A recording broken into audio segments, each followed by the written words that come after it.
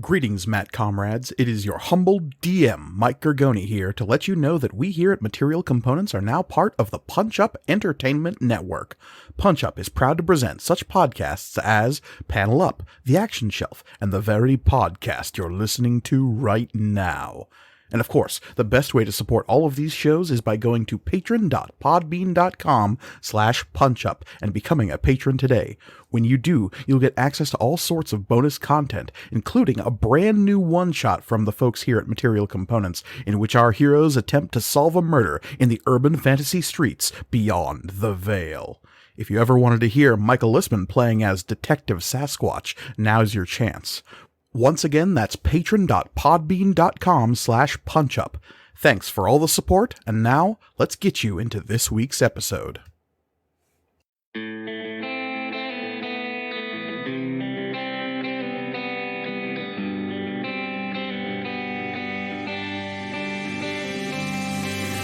Material Components, Season 2, Episode 66, Speak Without Words.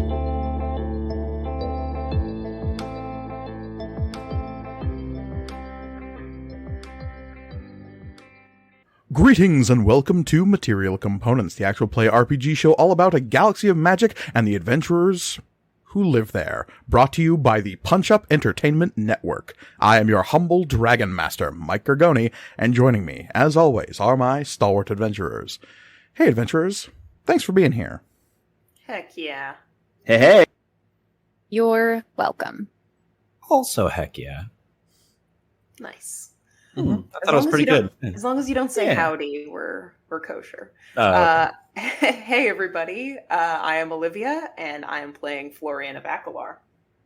I'm Elliot, and I am playing Shay, the wizard. The wizard. Fuck me. It's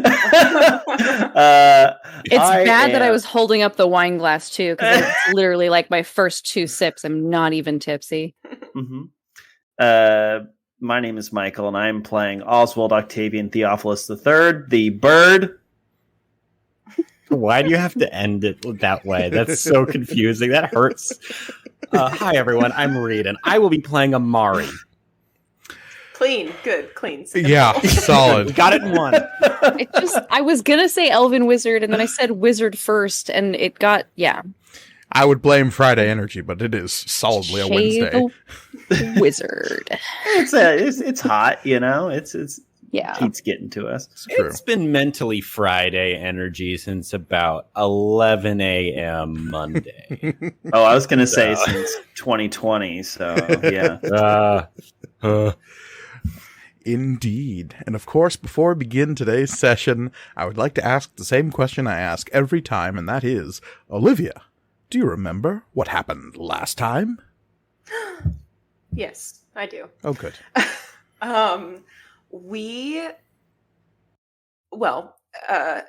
Just for a little bit of previous context, we have completely left Seawell behind. We're now untrackable, untraceable. We had decided that we were going to go to see the Archproctor as like our next goal. We have this little sidebar in Vastplane, and we all kind of decided that it would be best to not, like, that just seems a little less urgent. Though who knows? Just some. Yeah. Well, comparatively speaking, depends who you ask. Yeah.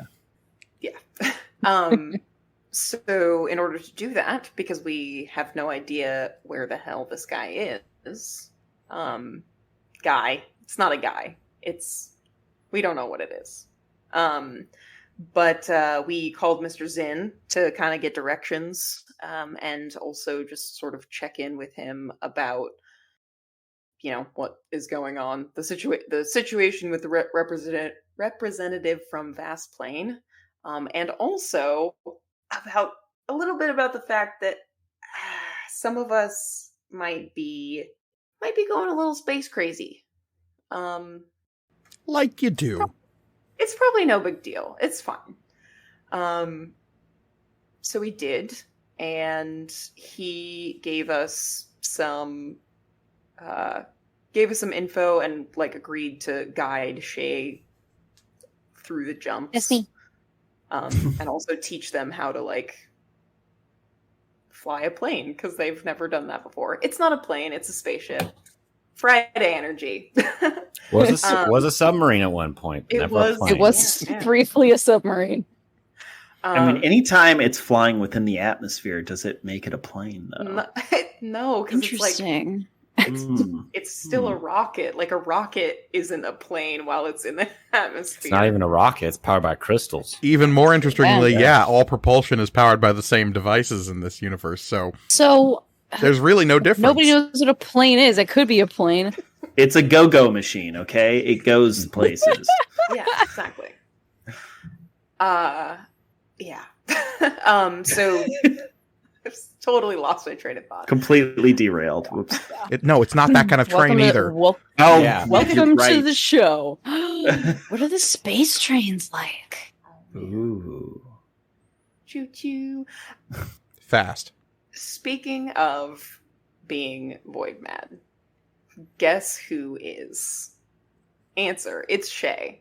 Shay is also a little void mad. Because as we had mostly confirmed, it is in fact Florian and Oswald and Shay's ability to drain aether from things that has exacerbated this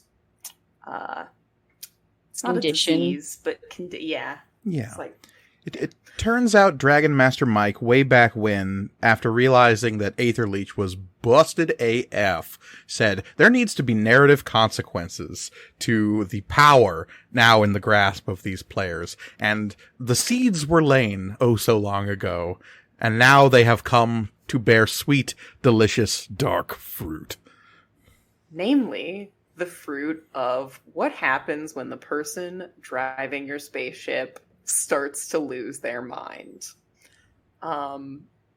Actually, it went pretty well. With the guidance of Mr. Zinn, Shay was able to kind of like use like willpower to center themselves and still was able to direct us where we needed to go, though not without like pretty severe pain and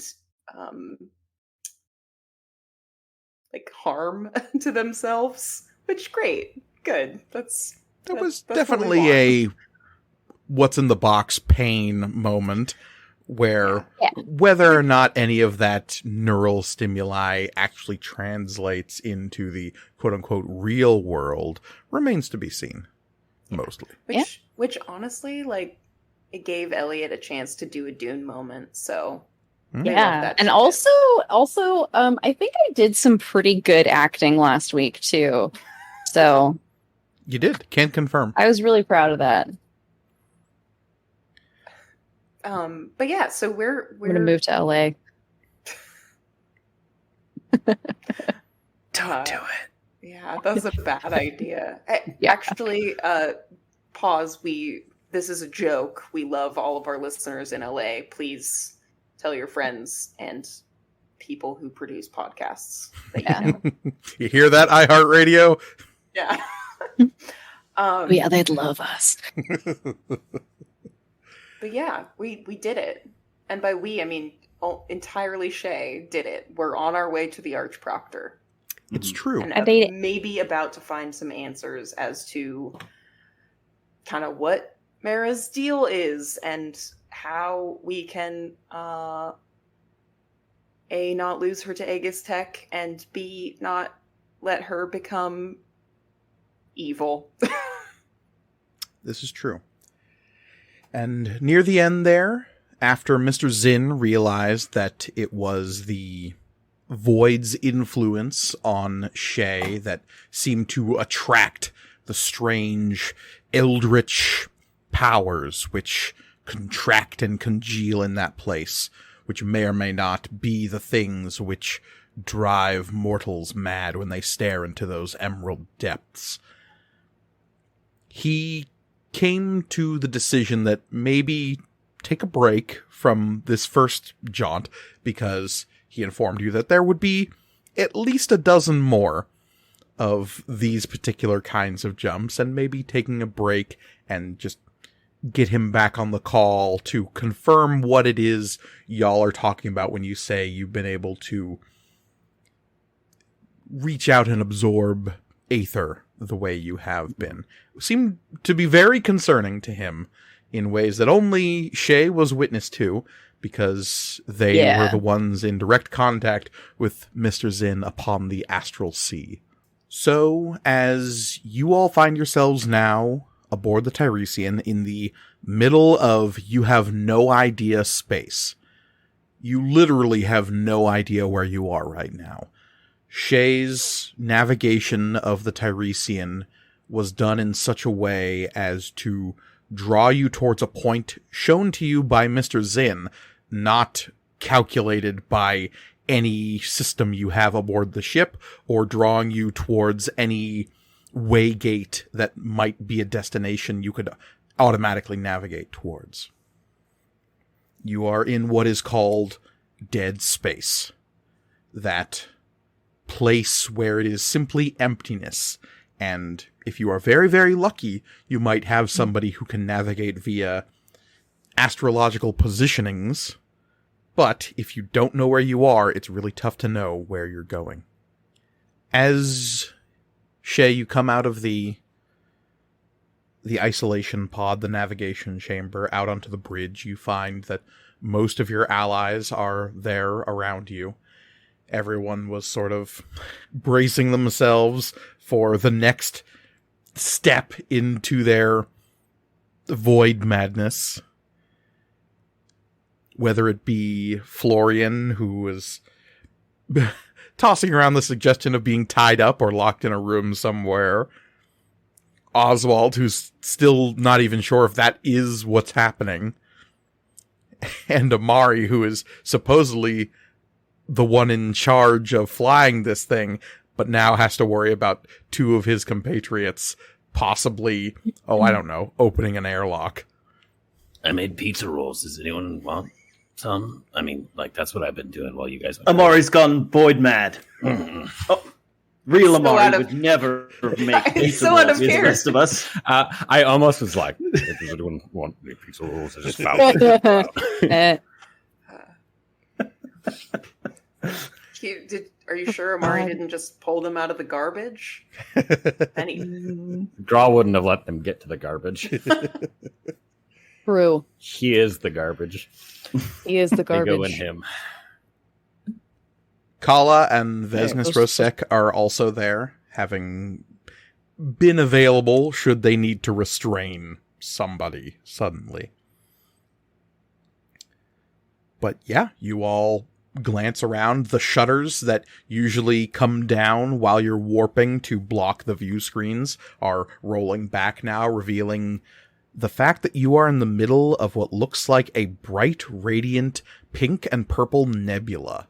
These convulsing lines of plasma that ripple and warp around you. And for those of you who have spent a decent amount of time out in space, you have to take a second to brace yourself, because when you see something rippling and moving like that, your first thought is dragon.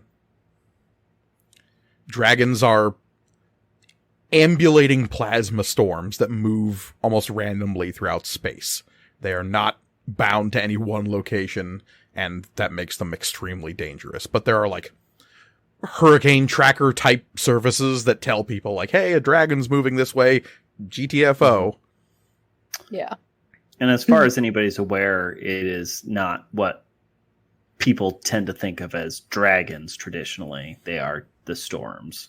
There's mythological dragons, and then there's that thing in nature that people called dragons because they're big and impressive.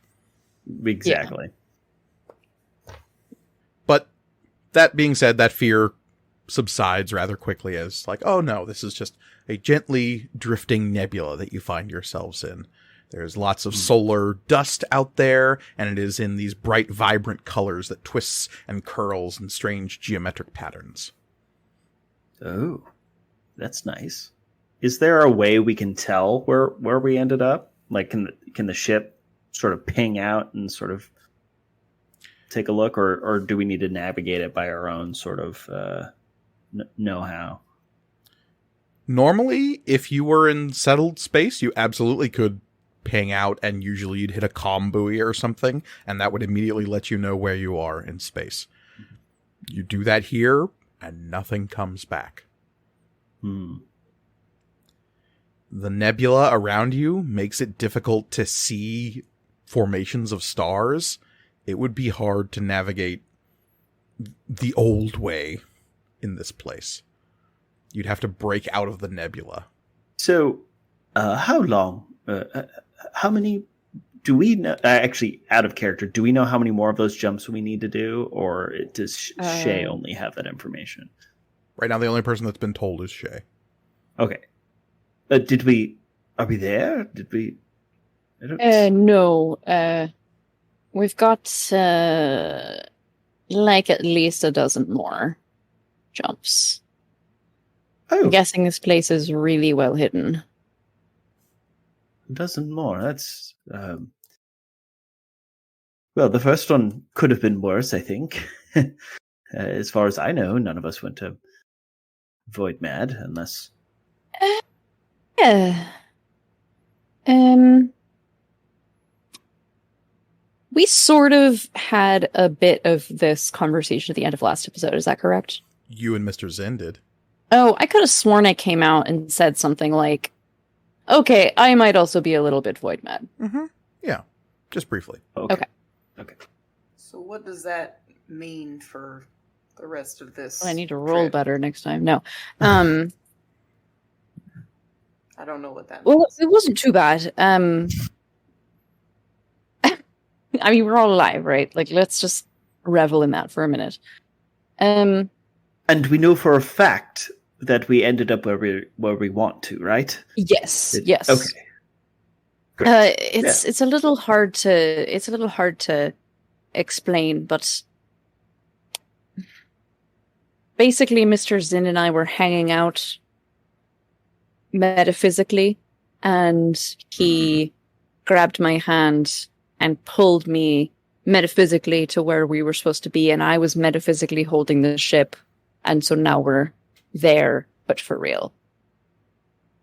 That doesn't seem that hard to explain. That's pretty. Okay, I kind of thought the metaphysical part would like go a little bit over your heads, but hey, that's great, excellent. I'm High not five necessarily sure what you nectically mean by metaphysically, but I think that abstraction. Okay, okay. Yes. Good. Because again, I didn't graduate, so I also am not 100% sure. But I did the first two graduate. There's like multiple graduations. But anyway, it's not important. So when I was holding the ship, there was a nasty little thing that was slashing at my hand. I was holding the ship, like covering it with my hand, to keep it safe from the void, and something was slashing at my hand very bad, and it hurt quite a lot as I was trying to pull you guys over. But it wasn't real. Like, you can see my hand's totally fine. And in the metaphysical space, my hand was also totally fine. So it's just all in my head. And I'm sure that next time, that won't happen, probably. 1 in 12 chance. If I'm doing my calculations correctly. Is there at least a way to maybe mitigate or limit the likelihood? Well, it seems the problem is a little bit inherent. It seems that you and I and Florian, you know how we can, draw out power from things. Oh, yes. Very convenient. Very useful. Yes. Yeah, it's really convenient. But unfortunately, I don't know what you guys did to be able to do that, but it seems that however we're able to do that is affecting us when we're in void space. And at that point, all of the power on the ship goes out, and you are suddenly in darkness. that's in character. That happens. Hey, Mara? Everybody still here? You all Yeah. slowly start drifting up off of your seats as gravity cuts out. Oh. Hey, that's Ooh. not good. Oh, yes. Oh, wait, I Um, can levitate. Whoops, I forgot. Question is this like would Amari know anything about being inside something like this, like a nebula to this degree? Would that have any play on onboard systems? It could. Okay, There's all sorts of weird shit out in space. lovely. Just be glad it's not a god cloud. Those are the worst. Clouds Sounds that pretty think they're bad. a god. Whenever a Ugh. starship runs into those, it's always trouble. Yeah. The ego on those things. Oh, you know? terrible. Yeah. Pretty quickly, the dull red emergency lighting comes on inside the bridge. There's still no power on the consoles in front of you. Gravity is still absolutely out of commission, so you are gently weightless in this space, but there is a low, dark red light that is filling certain corners of the room. It's not giving you a lot of illumination, but it's enough to make out shapes and distances. Are all systems off? Like, does it look like all systems are like kind of off? Or at least in standby mode in some capacity, yeah. Okay. Because we're not, like, suffocating. Not yet. Not yet. I mean, yeah. We're in a ship. There's a lot of air on it. You wouldn't immediately start suffocating unless all the air got yes. pulled out. It's true. Take at least a day, 2, maybe. Wait, to that point, You'd actually freeze to Um, death first. True. should I go see if we can get Business and Kala? They're both right there. Yes. I Kala. thought they had left. No, they were hanging out on the bridge during the warp. Okay. Yeah. Never mind then. I don't say Yeah, that. They left during your initial conversation with With Mr. Zin. Zin. The Zin, Okay. yeah. All right. But Kala is clutching at the seat of her chair, kind of holding herself down, and Vesnis is gently floating up in the air, her hands behind her head, kind of looking at her, please, Nice. like this is very Love amusing her. to her. Do any of our personal systems work? Like our data pads and stuff? You pull out your personal data pad, you like tap it, and it's just a piece of plasteel and aethite. Nice. So, Lovely. so you know the thing that Business and I were talking about how Aethertech is stupid. This Yeah, shit. yeah. Ethertech's stupid. Okay, great. I'm Okay, gonna... Is there a manual reset of some kind? Yeah, Shay was about to be like, okay, I'll go figure out what's going on. Because I can, like, propel myself because I'm a wizard. So I'll just zoom to where whatever manual reset thing is located on the ship. It would be in engineering. Yeah. All right, I'll go down to engineering. I'll figure out what's going on. What about my ocular implants? Are those working? You blink a couple of times, and you think so. Can I can make out shapes and everything? Yeah. Or that's fine. Okay. If I try to like access the archive, how does that work?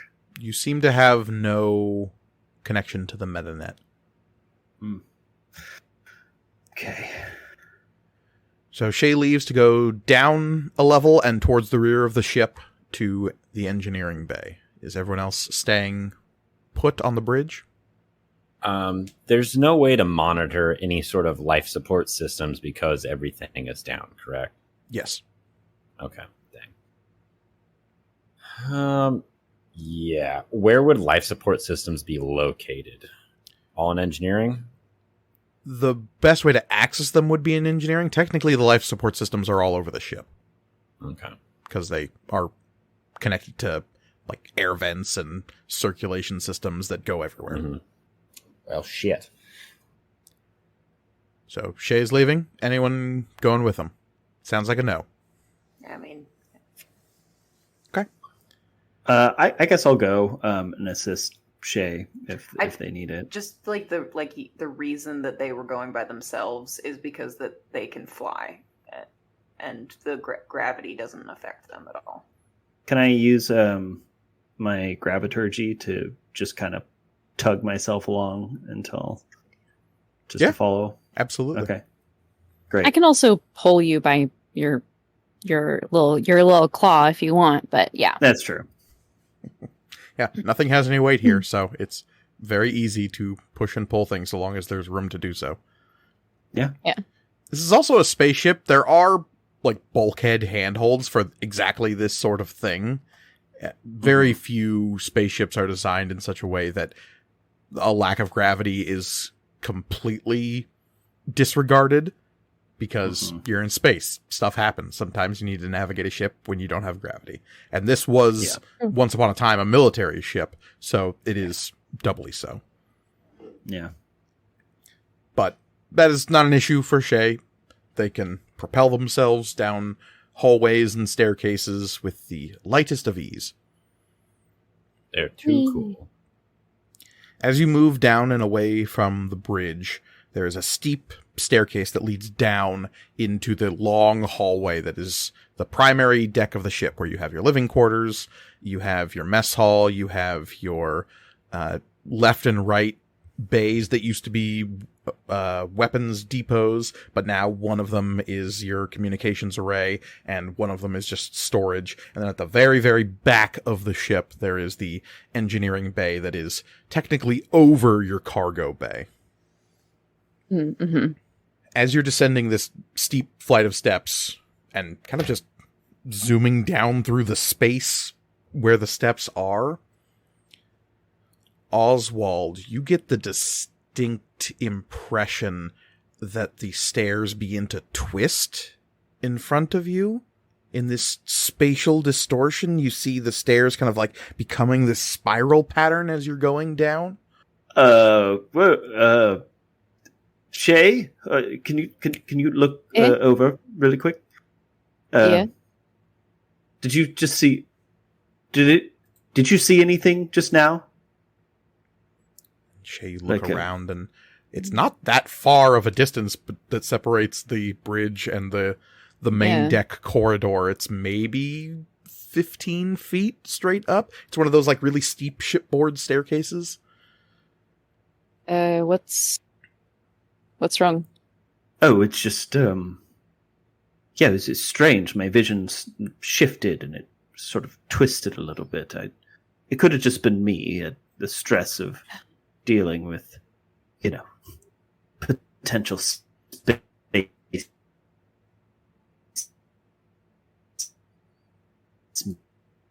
madness and all that. But yeah.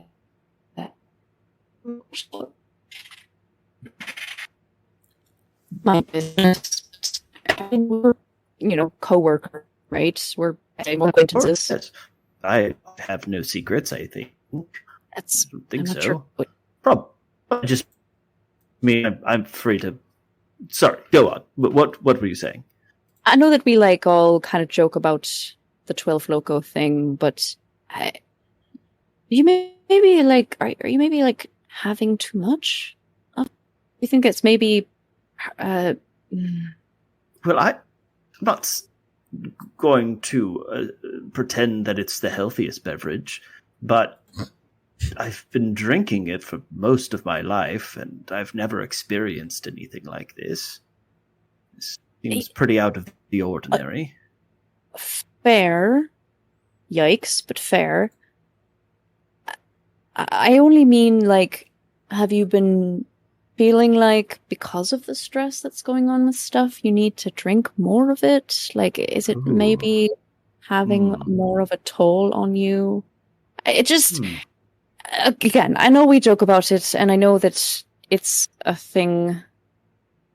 whole thing for you, but I just worry about you sometimes.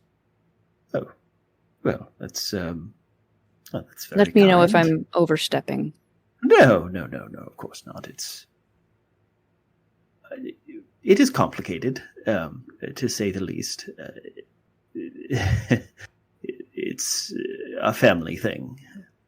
Yeah, I know yes. that that's a touchy subject and a lot of rough stuff for you. Yes, well, it's it could be worse. I think probably. But and as Oswald is saying, I think it could be worse. I think probably there is a voice that rings out over the corridor, and it's stilted and fractured, and it says, not alone, not alone. we both hear that? Yeah. Mira? Mara? Mira. Project Chimera. Oh, that sounds good. Ooh, that's Let's sorry for the brief detour into emotional stuff. Okay. Let's get to engineering. yes, quick. of course, yes. We scoot on down. Up on the bridge, Florian and Amari, what are you doing? Just kind of floating idly? I don't think floating. Are there seatbelts on all of the chairs on the bridge? Oh yeah, for, absolutely. like, unexpected turbulence. Yeah, I'm probably seatbelted. Okay. Playing cards with the gals. I guess Mari would be going around checking any panels, just checking to see if any system has any power. Okay. Who knows if it's like an isolated thing or like magically there's something. Do we have one of those portable car starters somewhere in here? You have actually a ton of portable generators. You specifically requested them before you left the the Storm's Repose. Not on the bridge, but you have a bunch of them, yes. I suddenly remember requisitioning all of these generators, and I would tell people about it, except all of our comms are down, so I'll wait for people to get back. The two of you are keenly aware of this distinct silence that is normally never present aboard a functioning spaceship. And it is uncomfortable, to say the least.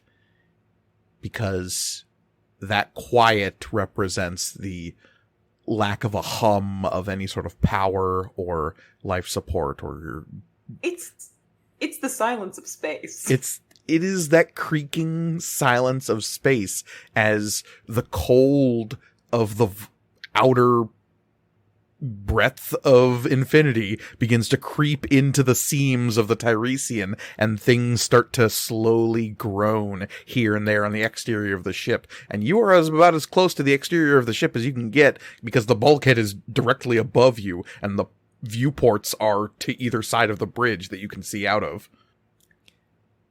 As you are tapping around and looking through the different systems, you see that there is a console bank on the far side of the bridge that you've never interacted with, Amari. Mm-hmm. In a standard frigate, that would have been the weapons array. That would be how you would basically calculate targeting trajectories for long range batteries.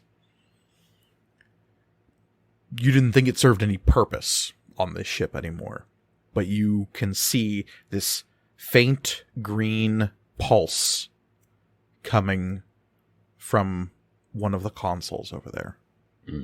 Okay. I would go check that out. It's so dim that you really only see it once you're starting to poke around at other systems. It's on the far side, so it's in this well of darkness where the red emergency lights don't quite reach.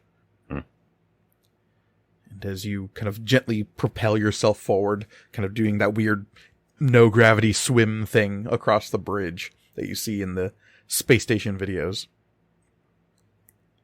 It's weird because I'm a cat, and my feet are always supposed to be, laying down, and I don't know what to do with not having gravity anymore. It's horrid.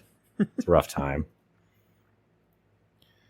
But you come over to that console, and you see that there is Yeah, one of the systems here is powered on. Or has some kind of emergency power? You're not quite sure. Yeah, is it labeled with anything? It's just... All the labels would have been holographic, and they're all dead at the moment. Okay. Yeah, can I throw an aether into this to see if I can kind of boot it up? Sure. You throw an aether into it, and the system gains a brief flicker of power, and as it does, you see the weapon systems come online briefly, and this strange well of a reflection in the console below you as you stare down at yourself, suddenly looking up at you on a reverse panel of the console, looking up at you with the same expression that you're wearing, staring down at yourself, putting a batch of aether into this console before the console goes dead. Okay. Gonna leave that alone and back away from it. Florian, you have busted out a deck of cards.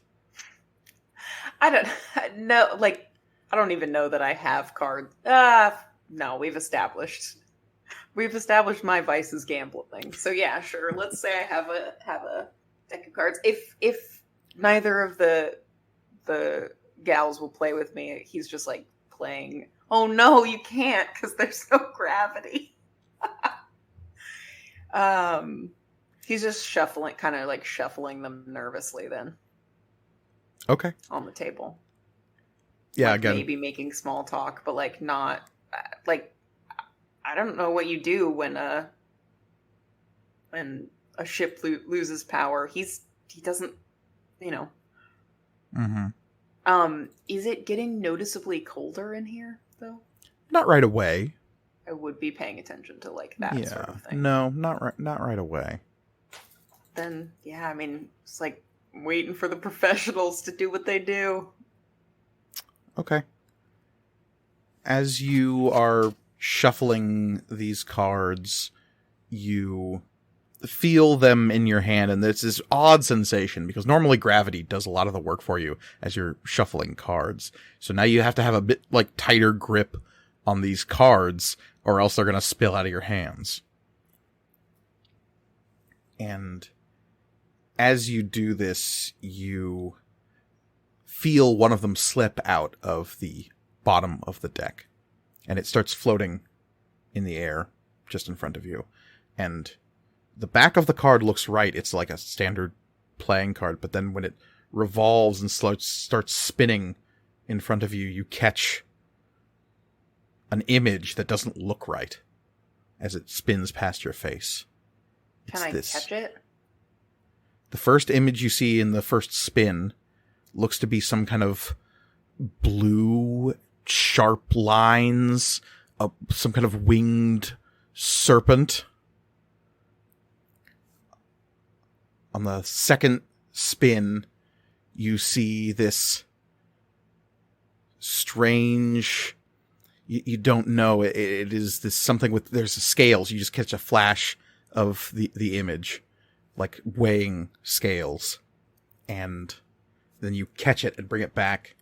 And like most standard decks, the suits are based off the courts of the Fae. And the one you pull back, you see, and it is a lifebane of water. Okay.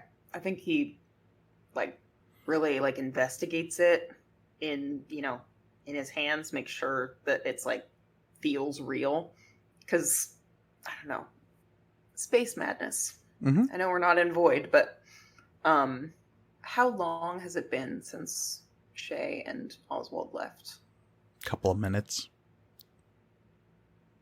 They maybe have only just gotten to the engineering bay. Okay. I think I unbuckle myself and put away the cards, and I'm gonna kind of push over to where Amari is and see if I can help out with this, because this is starting to get creepy now. Is there Is there anything up? I mean, this one panel has some sort of power. I threw an aether in there, but I don't know. It's not working quite right.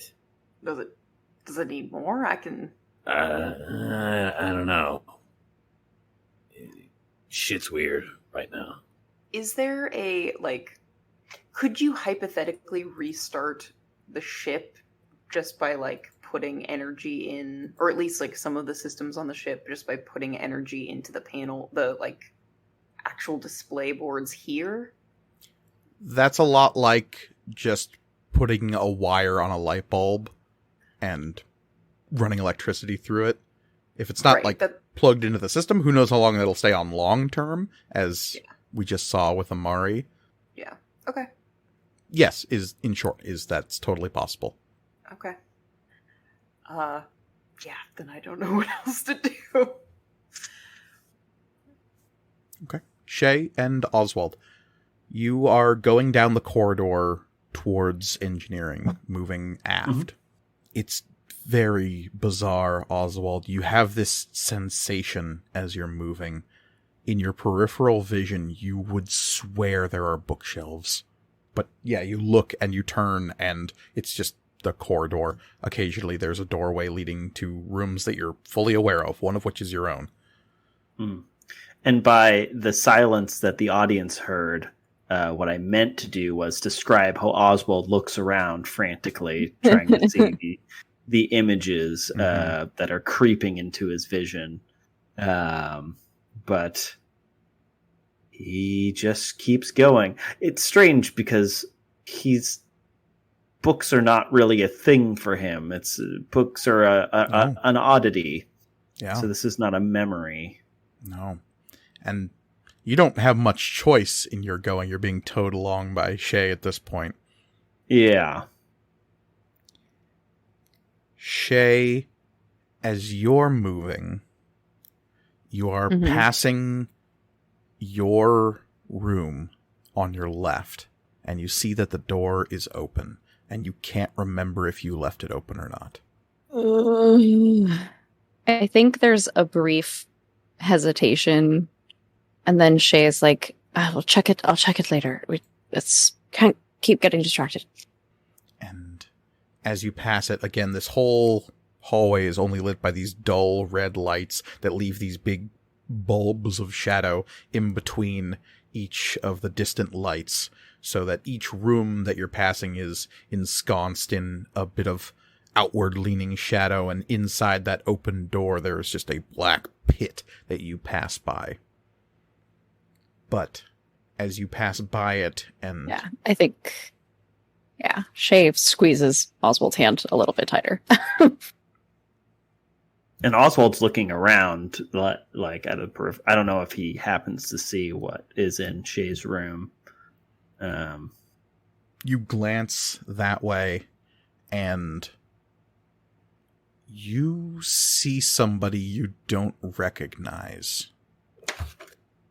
Okay. Wearing robes? You think it's maybe a uniform of some kind? But they look out from inside the room and stare at you curiously and ask in a voice that you hear, and Shay, you also hear, so you're just leaving then? Oh no, that stops me. It can't be. What? Shay, would you please describe what Rionhen looked like? Oh no. Oh boy. She and Shay are the same age. She has lighter skin than Shay does, but her hair, at least in this, what I'm assuming she looks like now, her hair is like a strawberry blonde, tied back in a very sensible French braid. back from her face. And she has like really like piercing, like olive-ish colored eyes. Also an elf? Yeah, also an elf. And you remember this conversation. Yeah, I do. It was a conversation on one of your last days before you left Wezrin Izald. It felt like a fight, though the words weren't that harsh that were exchanged. She asked you why you were giving it all up. What did you say when she asked you, why are you leaving this place that gave you everything? Right, I can't be part of what I could. I don't want to be responsible for the deaths of millions of people. That's the Empire's doing. That's the Magus's doing. That has nothing to do with us. Right. My family is part of the Empire. Not super, not huge, not that important, but I can't even I can't benefit from what's happened. I can't be part of it if it happens again. And she knows you well enough to know that tone of voice you have when you are standing, feet rooted, uncompromising. She looks at you not with anger or pity or confusion. There's just sadness. And Oswald and Shay, you're hearing the echo of this conversation. Shay, you hear your own voice echoing in this hallway. And this elvish wizard dressed in the acolyte's robes of Wezrin Izald storms out into the hallway and walks straight through both of you before dissolving. And you're left in this ruddy darkness of the Tiresian. And without looking back at Oswald, as soon as the vision evaporates, Shay says, "You could have come with me, Ray. I know you wouldn't have, but you didn't even let me ask." Shay. So alone. Shay. I thought you would understand. And Shay, lets go of Oswald's hand. Starts floating. Shay, can you hear me? Are you all right? Sorry. Well, I don't have a drinking problem, so sorry about earlier when I implied that whatever weird thing you saw was a result of... Anyway.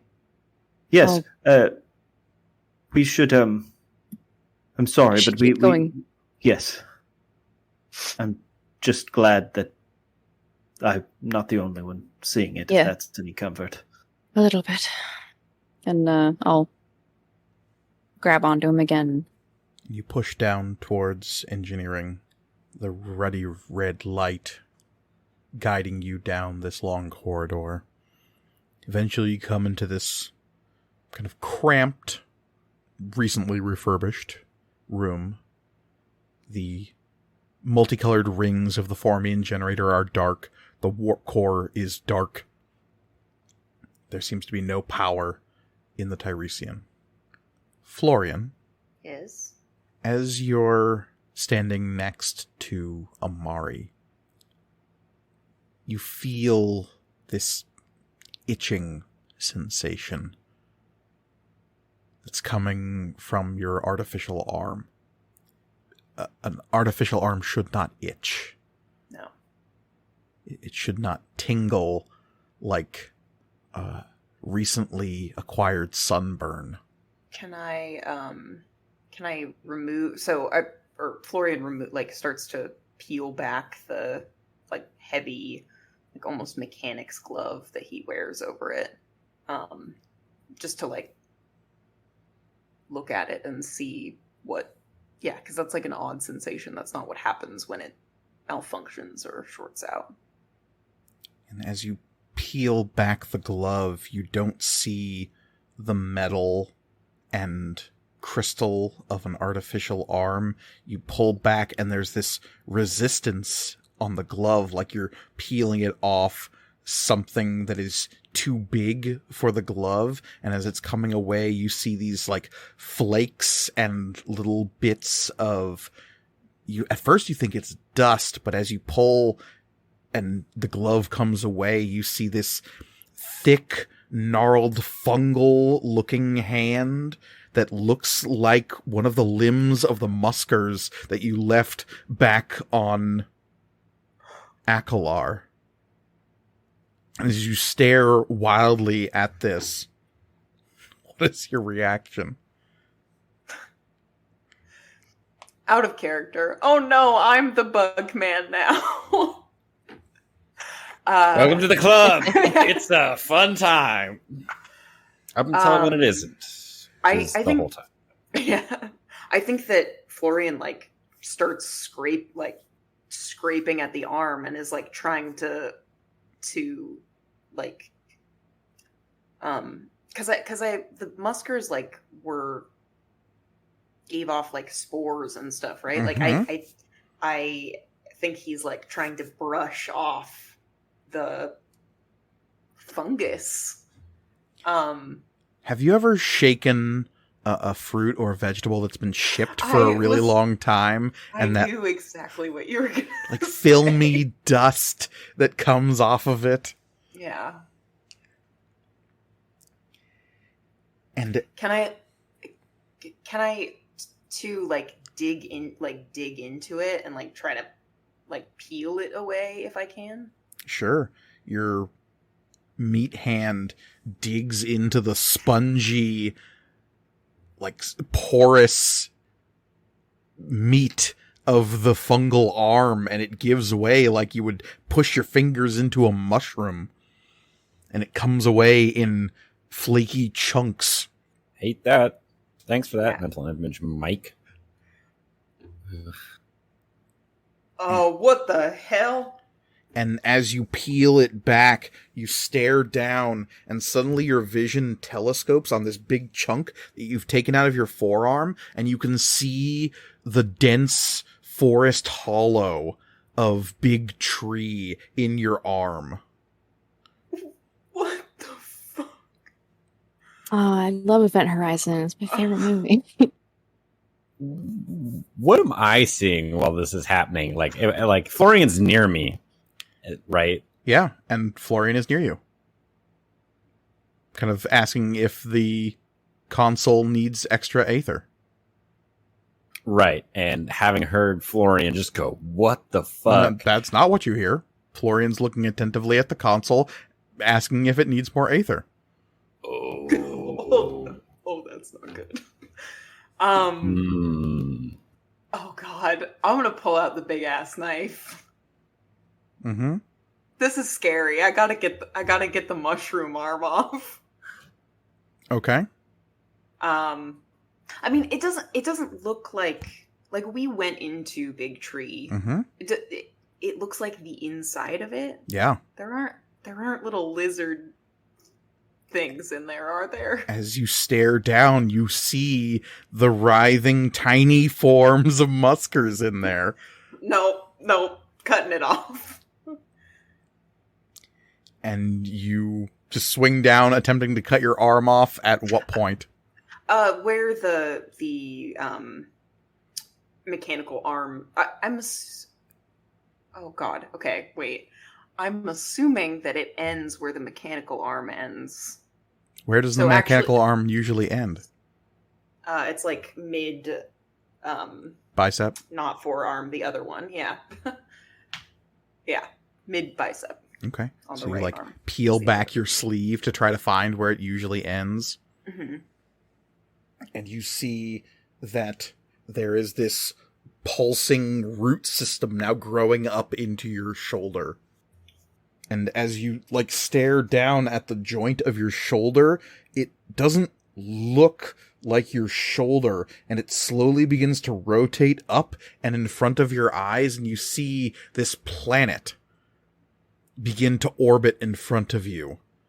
And it slowly starts to rotate, and as it does, another planet moves around in a spherical motion, and another, and another, and another, until the 5 worlds of Akalar begin moving, your arm still somewhere at its middle. Can I touch them? You reach Can I out with the hand that has the big knife. Yeah, I do. Which planet I do you just, touch? Oh. God, which one's close? Whichever one's closest. I don't think... Sharetta, the one with your arm, okay. would be closest. Oh, yeah, okay. Then yeah, I'll do that one. That doesn't have any people on it, so if this is actually Akalar represented, it's not gonna maybe destroy a planet with my family and friends and everyone I care about on it.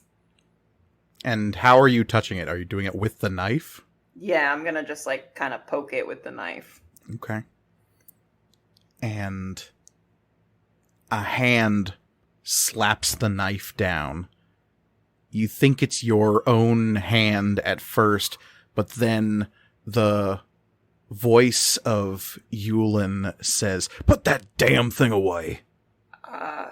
Is he there, or is it just the sensation of the hand and then the voice and it's... And you look, and he is there, standing over a table, rubbing his jaw and looking at a schematic of an Imperial transport ship. What's happening? What's going on? And he'll look over at another of the gang members, and then they'll exchange a look, and he'll look back to you and say, "Could you please pay attention for once?" But This plan sort of revolves around you, okay? But what about... And I'll kind of gesture at the planet arm thing happening. And your arm is there just as it always was. Oh, You having some of them phantom limbs? I heard that happens sometimes. No, it's, sorry, never mind. What plan revolves around me? Look, the only way we're gonna get this ship out here is with a juicy enough bait. We figure there's lots of them, whatchamacallits. The religious guys, the big hats. The Minotaur? That's the one. With one of them floating around out here, maybe we draw bigger fish, let's say. What's that got to do with me? And there's a thoughtful exchange of looks between Yulin and Eider. This room full of Midrian dudes. Mm-hmm. The single Taro in their midst.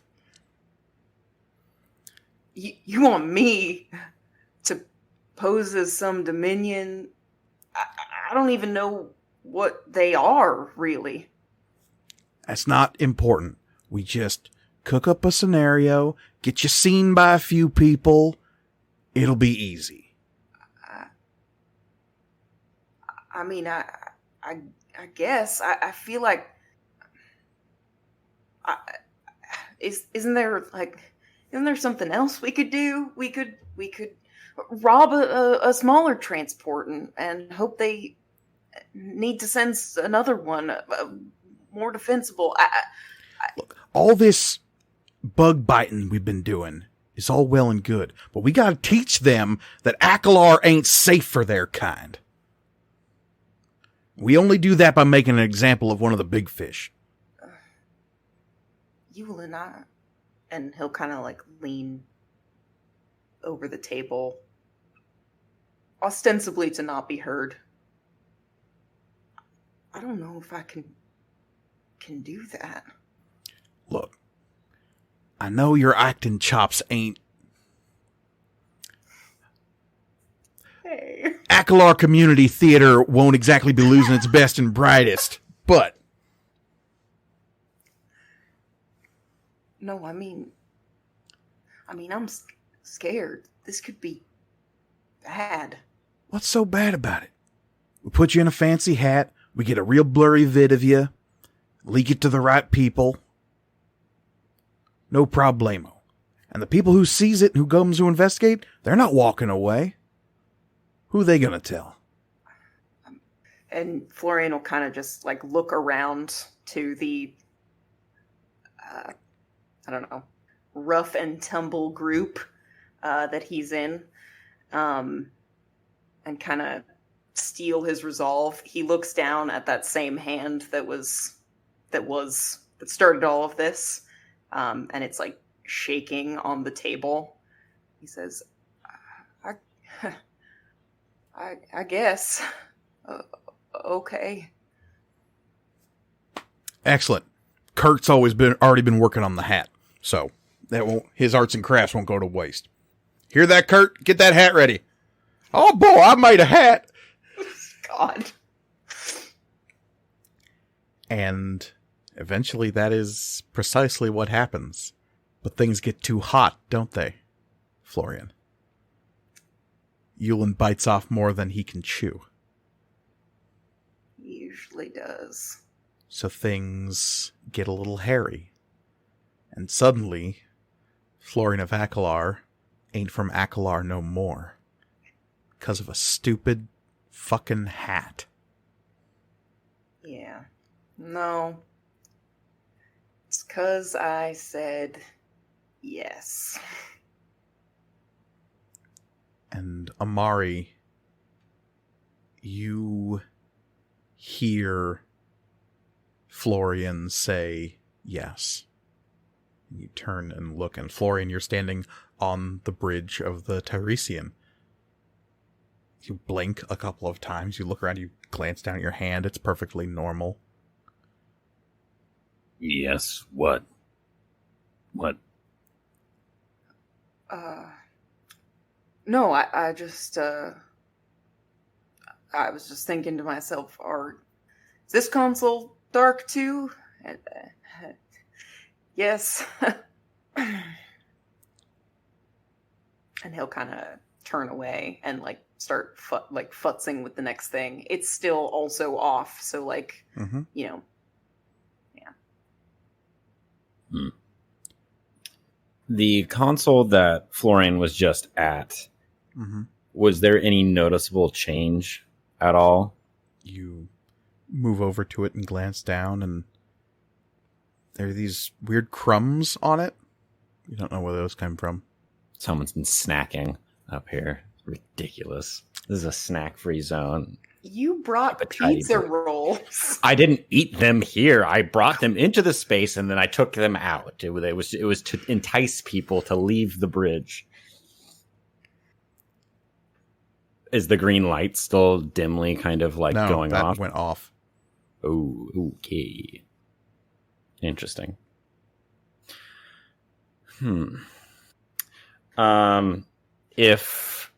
Oh no, that wouldn't work. I was gonna say if I put an aether into our like comms relay, like our shipboard communications, it would only work for the PA system and not so much the like calling people, like the earpieces, right?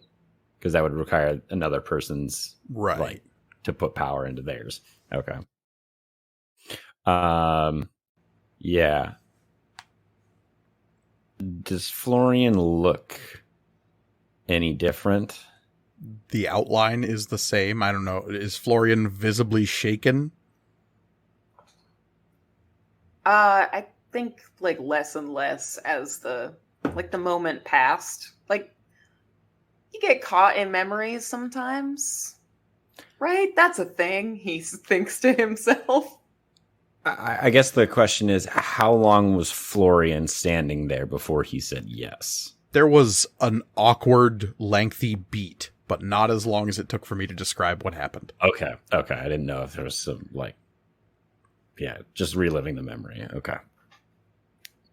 The entire 6 months of planning and passed while Florian stood there awkwardly. You come out of the memory. Everyone else is dead. There's a skeleton just sitting there, just like waiting patiently. Oh, crap. Oh, darn. Yeah, Florian, you okay? Yeah, I just, are you, it's just creepy and weird like this. Yeah. Jumping at my own shadow. It's fine. It's nothing. Okay. Well, thumbs up. Let me know. Do you know what could have caused this? And a voice from near the ceiling will say, "It's probably the Jotun." The what? And you stare up and you see that Vesnes is kind of just like resting her back against the ceiling, just gently floating. It looks like she's having her eyes are closed. She seems to be having a nap on the ceiling of the bridge. But she will crack an eye open, one of those bright amber eyes of hers that seem to be all the brighter in the darkness. And Oh, they like reflective. yeah, a little like bit. Hobbit eyes. Yeah. I was very much a I golem was in just about Lord of the Rings. to ask, does Amari have I Dark totally forgot vision? what those are called? No, the eye bright that cats have. A little bit, yeah. That is something that Lians and Lycan and Urson would have. And apparently Cog as well. But yes, Vesnes will say, "Jotun, you not heard of this word?" Not that I can say, no. What do your people call the things that live in the void? What do we call those things, Mike? I don't know. What would the Lian call big scary things that live in the middle of the place you go when you leap through space? I don't know. The plastic bag of doom. What? The yarn of sorrows. Yeah, yeah. The angry cucumber.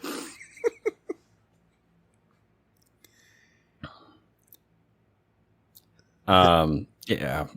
We ain't in the void anymore, though. Oh, sure, but you've heard the stories, right? Ships go through the void. They call it void damage, but you've seen it. It looks like scratch marks, yes? Yeah. There is something in there. Yeah. Sometimes it eats. She'll gesture around at the darkness. What does it eat?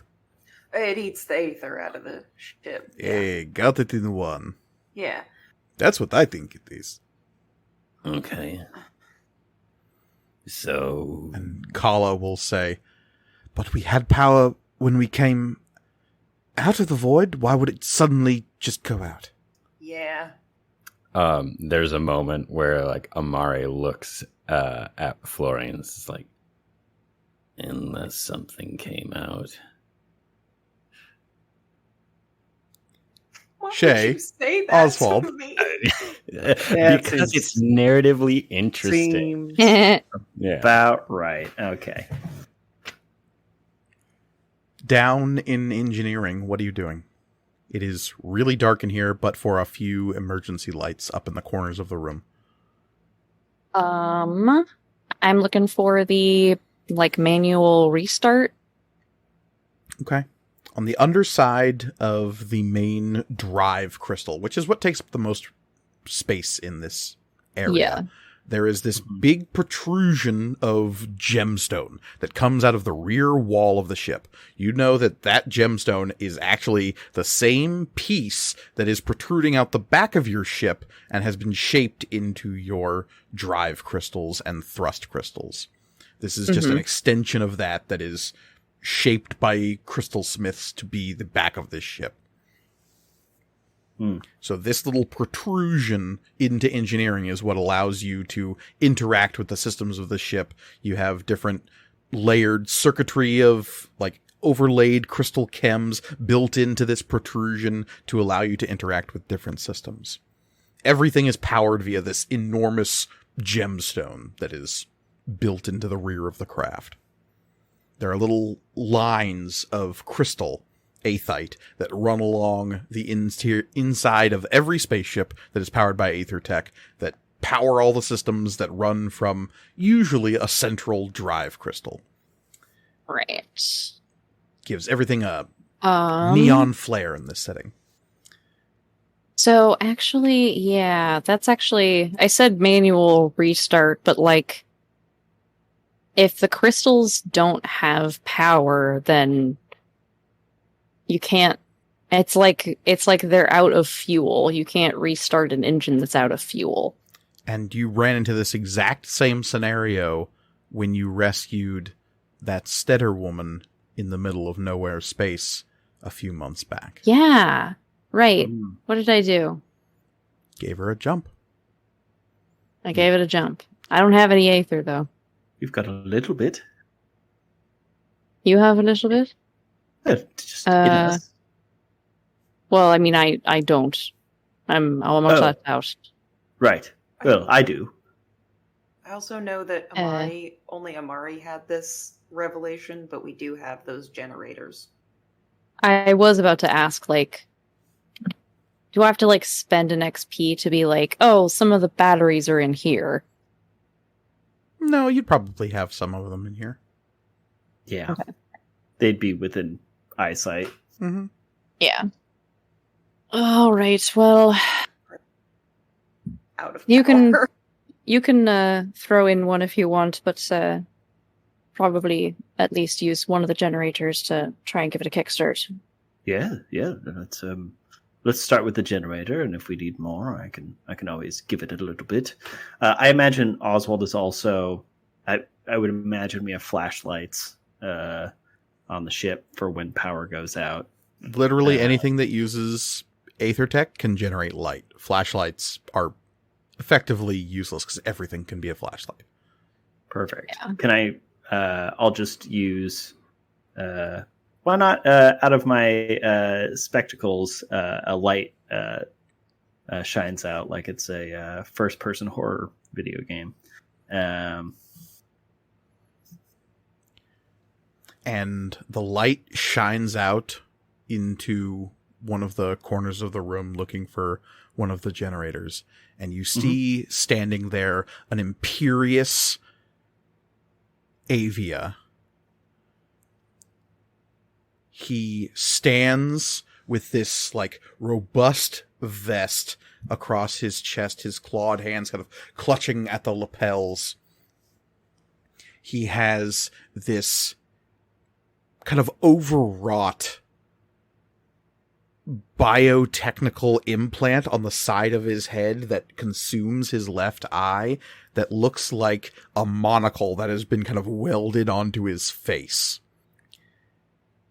And as Oswald Septimus Theophilus I turns and stares at you, his eye will, like, the lens will contract and shift, focusing on you in the way it always does.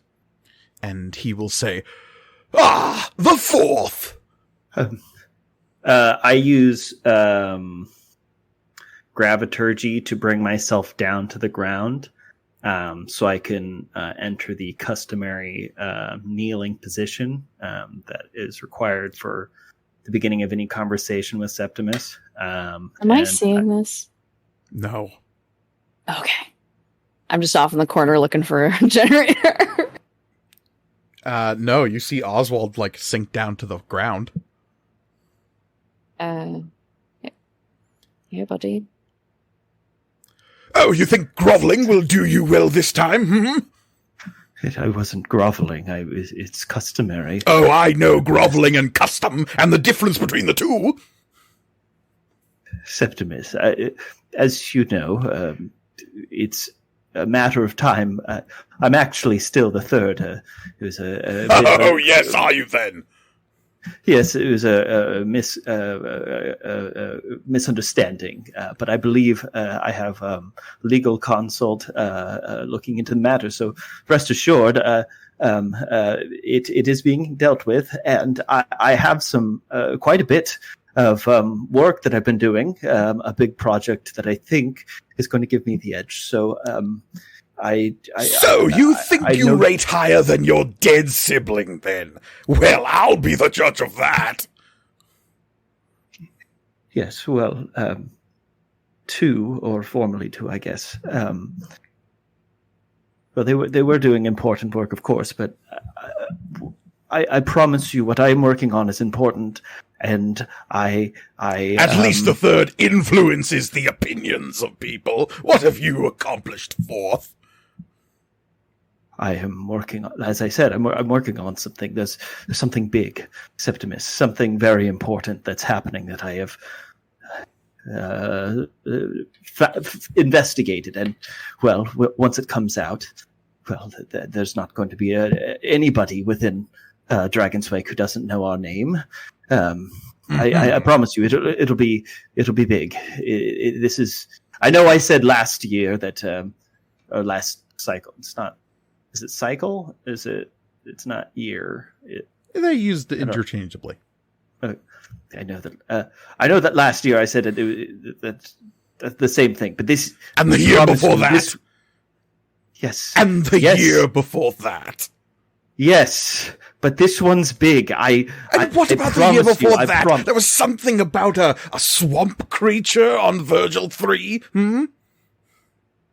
Yes. How was that swamp, fourth? It was vacant. There was nothing in there. It was just rumor. I'm sorry. I apologized before, and I'll do it again. I'm sorry.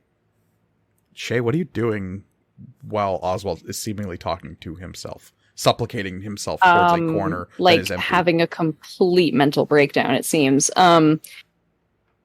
Shay is frozen for a minute as he's kind of babbling all of this, and kind of is slowly approaching and kneeling down to try to put a hand on his shoulder. And as you reach out a hand to put on his shoulder, you feel a hand touch your shoulder.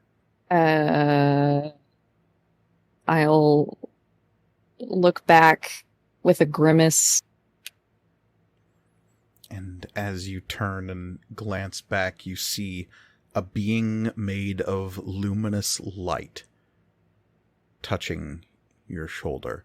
There's no shape beyond basic sapient, 2 arms, 2 legs, a head, a torso, but it is just a vacant hole in space that is composed of light, and has reached out a hand and is touching you on the shoulder lightly before you manage to make contact with Oswald.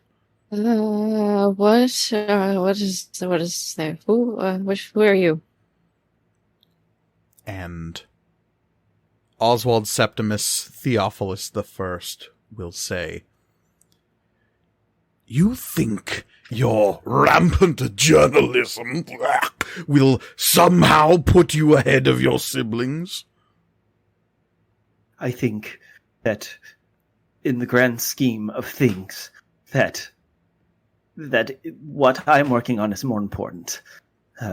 Number 3 is simply entertaining the masses. They're not doing anything meaningful. They're not moving forward civilization. What I am working on is very, very important. I promise you this year will be different. Well, you're still a far cry from number 1. Doesn't matter what you do. What they have accomplished will put our name in the history books. Yes. Septimus. You're right.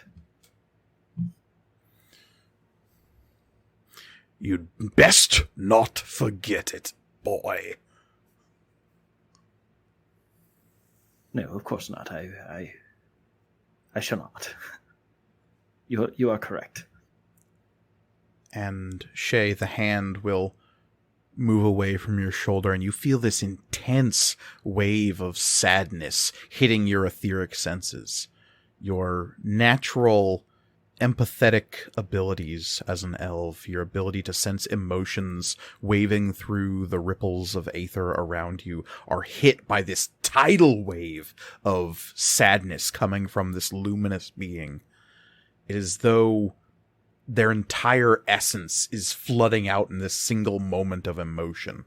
And then the figure vanishes.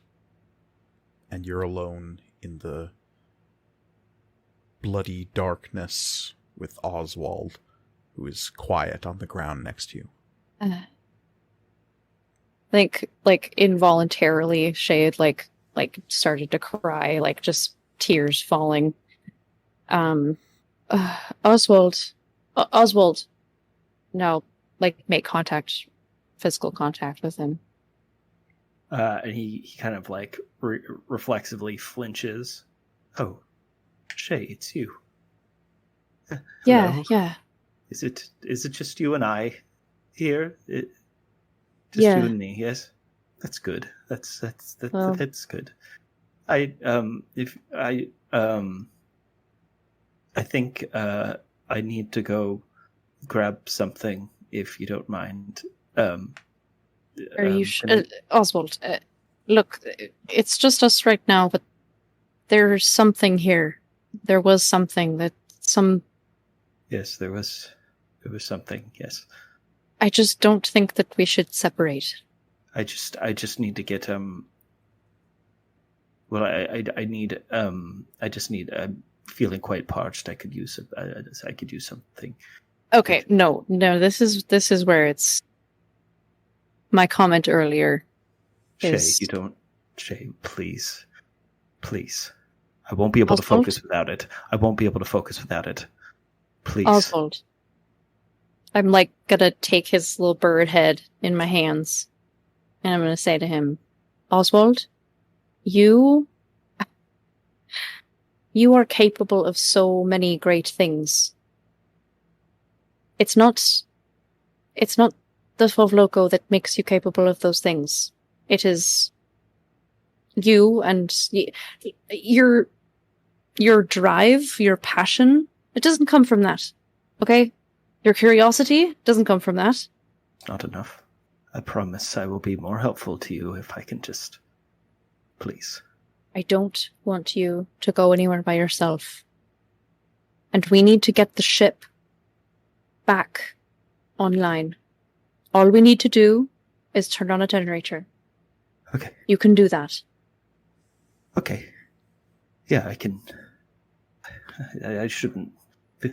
I shouldn't be able to mess that up. I should be able to do it. You're right. It's like the briefest forehead touch. Yikes. Okay. We'll do it together. Okay. And then neither Yes. of us will mess it up, okay? Yes. So, what do we do? What do we do? Do you need Aether? I have some. The light that came from his spectacles, did that actually shine on a generator? Yes. Yeah. Well, you already found the generator, so...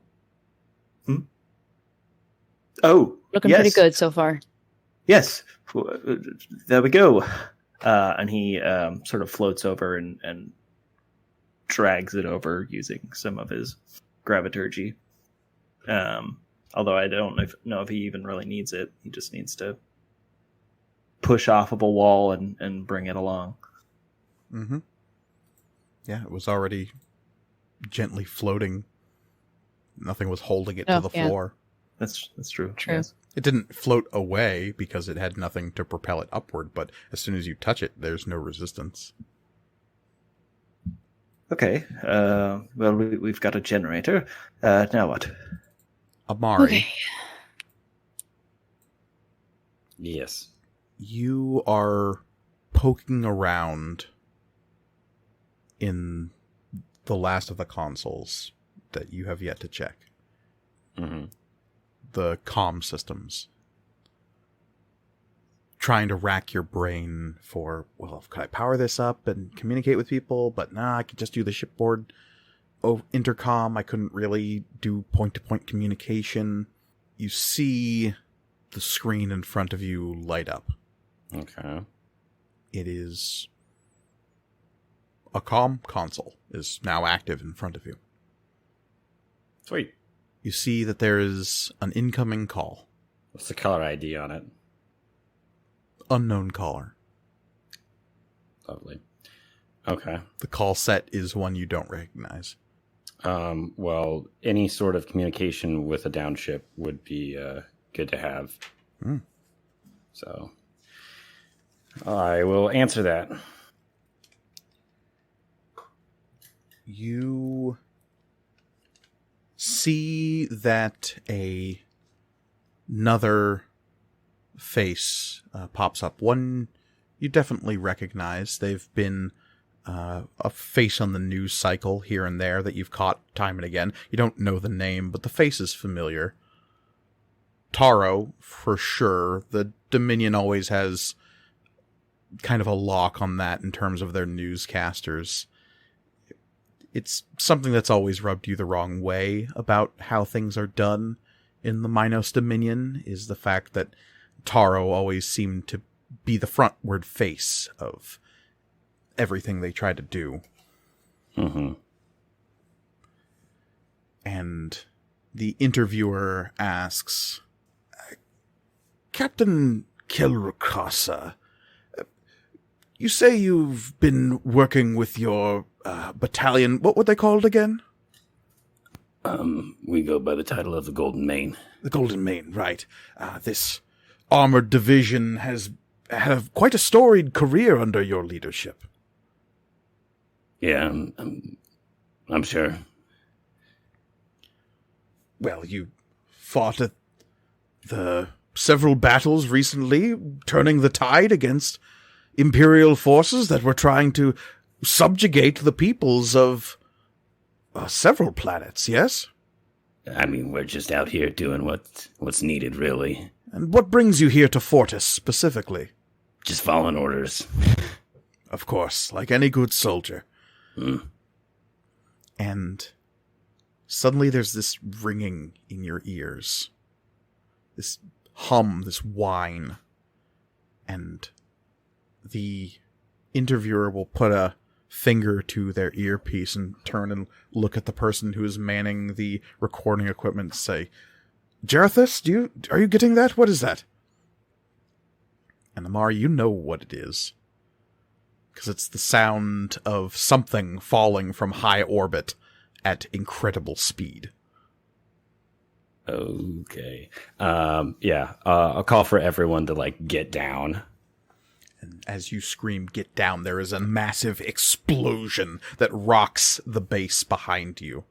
And not for the first time, and not for the last time, you cringe at the sight of something beginning to eclipse the sun.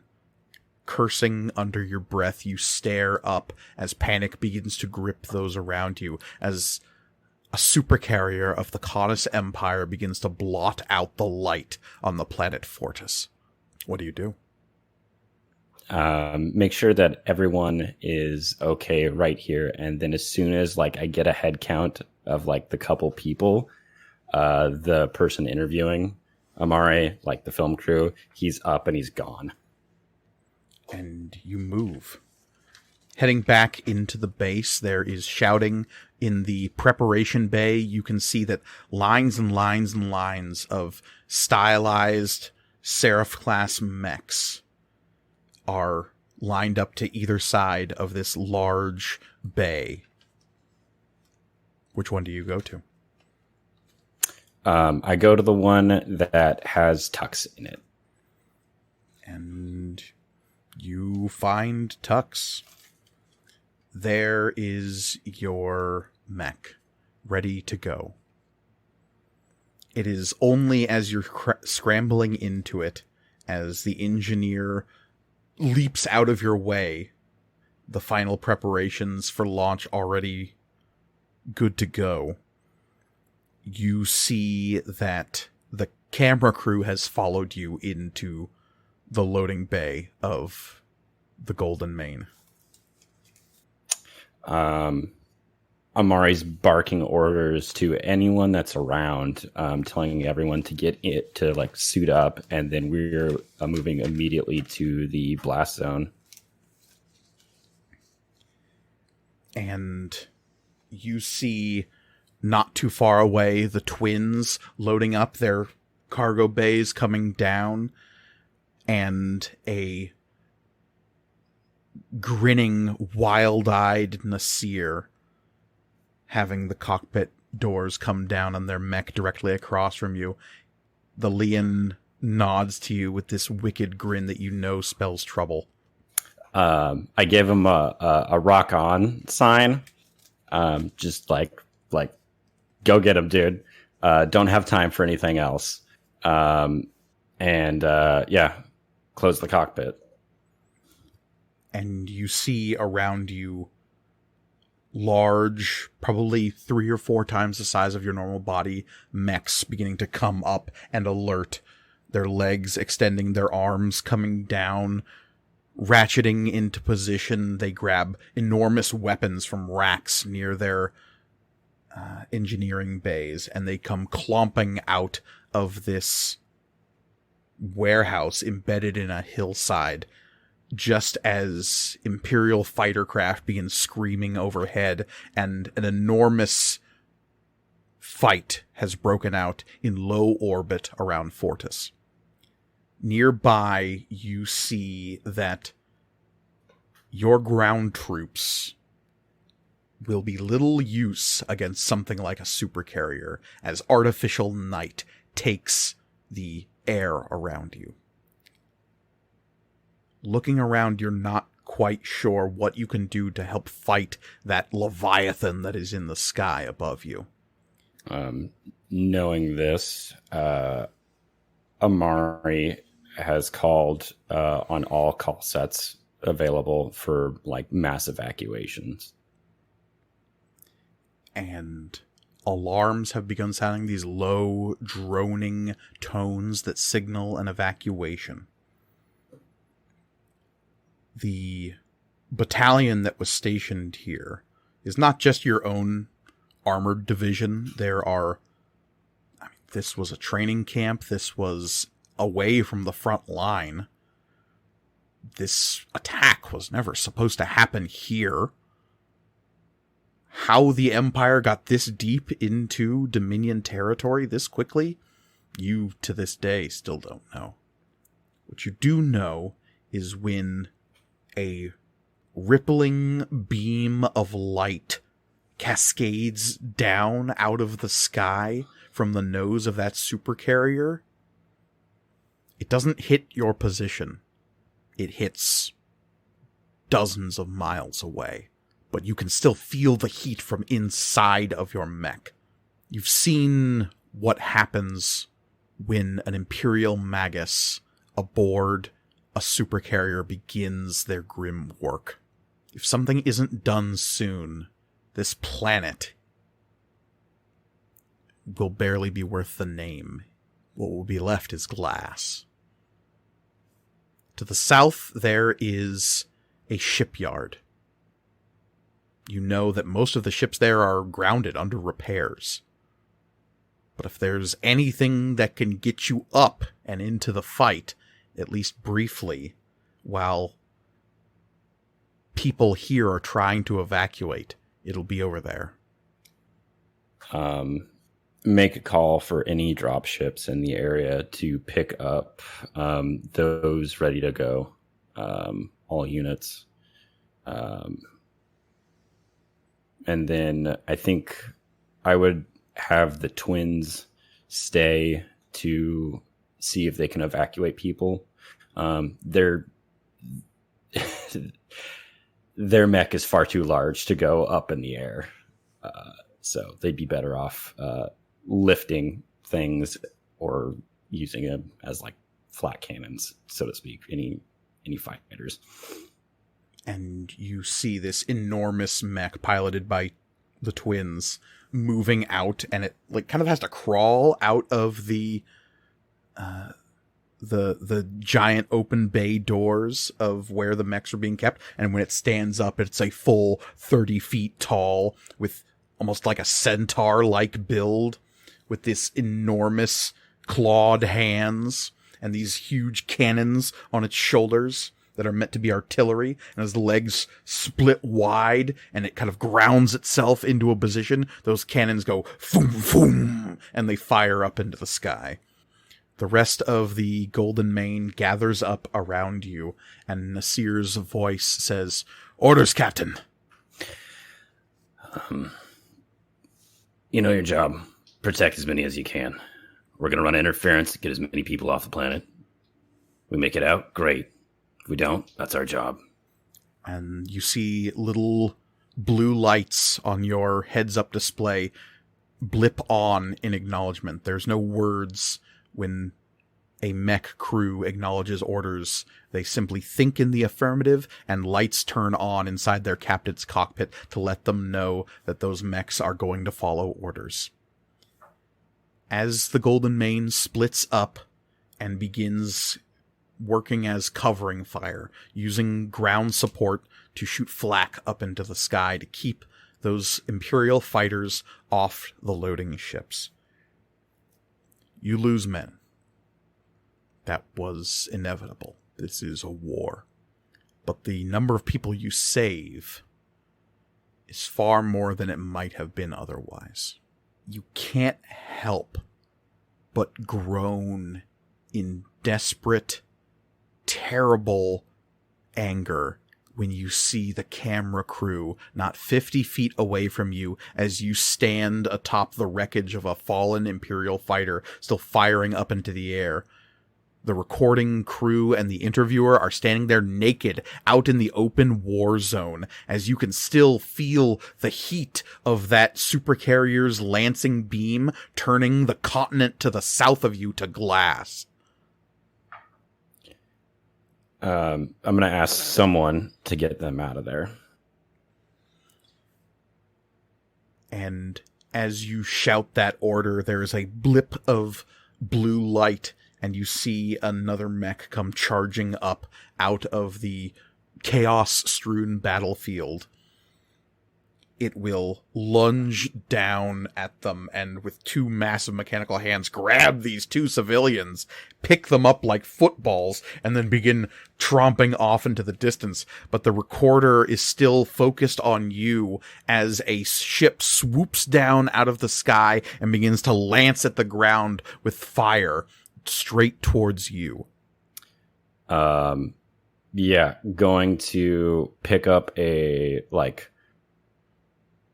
chunk of debris and just chuck it. This broken piece of an Imperial fighter that you hurl like an Olympic hammer toss up into the sky, and it goes whirling through the air and cleaves this other craft in half, and it explodes in the air. And that is the image that gets played 1,000 times across hundreds of worlds in the Dominion as this broken, nearly defeated world is held for one last moment by this glorious mech pilot who is hurling debris into the sky for the last chance at victory, and won not the day, but a speedy retreat for those who could ill afford to fight back against the overwhelming firepower of the Canis Empire. You stare down at this comm console. The notification there is one you received. It was 5 turns after the events at Fortis. A simple, unsigned, but you recognize the call set from the news organization that just said, you might want to see this. And it is the full, uncut recording of their on-the-ground expose of the Battle of Fortis, which was lost, but in the Dominion Propaganda Corps, it became a rallying cry for the last stage of the war, with Amari Kelrakasa at its center. And really the only thing that Amari can focus on is like the words defeat, lost. And you were there the day it ended. That day on Minos, when the world broke. When the Dominion shattered. When things, people, gods, you still don't have the words for whatever it was the Minotaur and that Magus were that fought in the skies above Minos. Whatever they weren't people anymore. People aren't that. People don't break the continents they walk on. People don't destroy clouds as they pass through them. People don't order the deaths of billions like those two did. You stare at that comm screen, consumed by the words defeat, retreat, loss. The scream is what breaks you out of your reverie. Kala attempting to tear at the buckles that are holding her down to her chair. You turn around and stare at her as she is frantically trying to pull herself out of the straps in her chair on the bridge. I'm already going over. And she is suddenly calming down as you're there, Florian.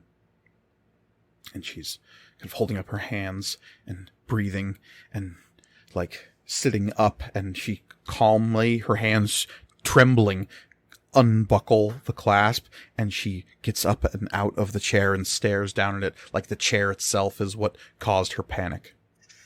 You had you saw something? No, it's fine. I'm not... I did too. So... What? There's something going on with the... what did you call him? Jotun? And you glance up and Vesnes isn't there. Oh, that ain't good.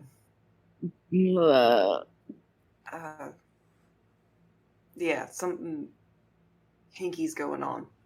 I mean, obviously with the power, but I'd say it's okay, it wasn't real, but if it was anything like mine, I'm sorry. It's... No, it's fine. It's fine. It's,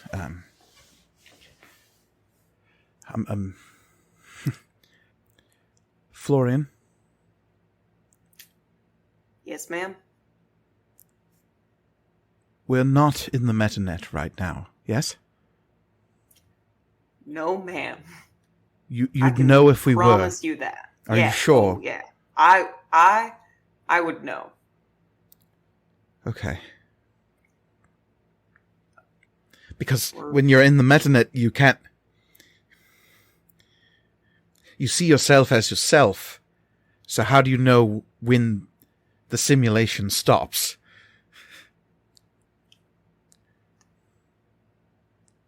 Listen, we're not in the Metanet. I can tell you that with 100% certainty. And I know that you're not going to buy that because that's part of it, but I'm just telling you right now. And I'm going to, I'll roll some dice to be as convincing as freaking possible. I know I can't do the Leon pheromone thing, but I'm going to attempt to do the Leon pheromone thing. All fours, arch your back, bristle your tail. She'll stare at you as you put on your convincing face. And she'll nod slowly. And she reaches up and slowly removes the cap from her horn that's been shaved down. And she'll just put that little piece of technology that works as a augmented reality thing in her pocket. She'll glance around as though trying to convince herself that life isn't a simulation.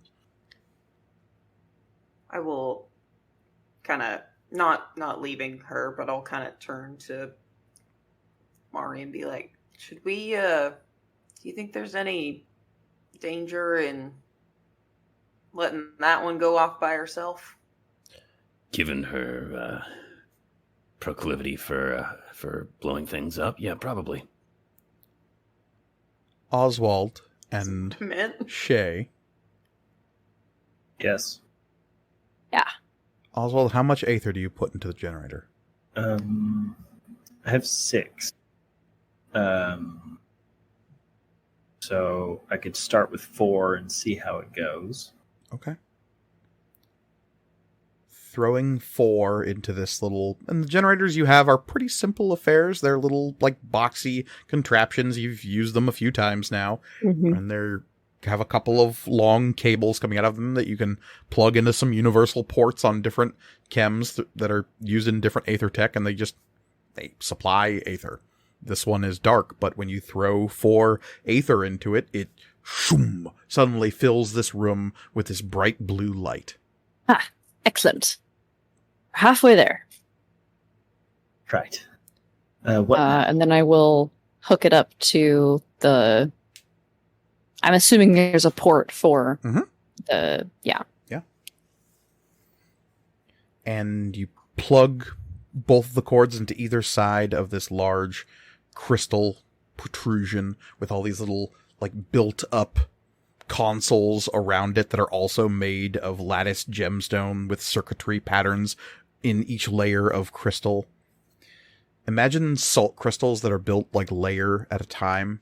That is what a chem usually looks like. It is layered gemstone, and each layer has a different circuit pattern in it, so that they are overlaid on top of each other, and you can kind of see through them as they're semi-transparent. The chems each have a different thing that they do. Each layer of circuitry produces some effect when energy is put through it. So when aether lances through this technology, all those little circuit patterns light up, and suddenly you have this glowing piece of technology in front of you that sometimes projects holographic controls just above the surface of the crystal. Right. And that is exactly what happens when you power up the systems of your drive crystal. All of these little consoles light up. It's not as bright as it maybe should be, but there's power. Nice. Ah, yes. We're on our way. Great. So I'm gonna... Yeah, I guess what would typically be the next step here? Next step would be resetting the ship systems and providing them with power. Yeah, right. Okay. Again, I'm still struggling with the we're low on fuel technically though, so yeah, whatever. Okay, yeah. Let's get this baby turned back on. Get some gravity back. Okay. Yes. And some CO2 scrubbers. And you turn on the Tiresian. Power resets. There's a sudden as weight returns. Gravity comes back. Those of you who are maybe gently floating above a couple inches above the ground are suddenly like, falling, and you're catching yourself on whatever you're nearby. There is a burst of light everywhere in the ship as lights come back on. And there's that moment as you blink and white kind of engulfs your vision for a moment. And as you like blink hard and look around, you are caught by something that is terribly disturbing as you suddenly find yourselves in the Atlas room, that God's Tech remnant of a map, and you suddenly find it zooming out and out and out and out and out, and then you're standing there in the Atlas room yet again, the 4 of you. No. But it's not just the 4 of you this time, because Kala and Vesnis are also there, and they weren't there last time, but they're both looking around, confused, staring at the 4 of you. Okay. We just turned the ship on. Yes, we turned the ship on. Okay. And a voice will say, This must... Yes, you turned the ship on. Mira! Mira. Hey! Yes, that is me. How are you doing? And the atlas in front of you, the weird spindly arms that come from the ceiling and the floor and the pillar in the center of this place that create the shape of the stars. Imagine a 3D printer where the lattice work of what it's made hasn't been broken off yet, and that's how it creates the image in the center. And all of that reforms into the tiny sundress wearing young girl that is Mara. And she is standing now in the center of the pillar in the Atlas chamber. And her monotone visage, the color sapped out by this construct, will glance at you, and she'll tilt her head slightly and smile, and she'll say, "I'm doing quite well, thank you." Good.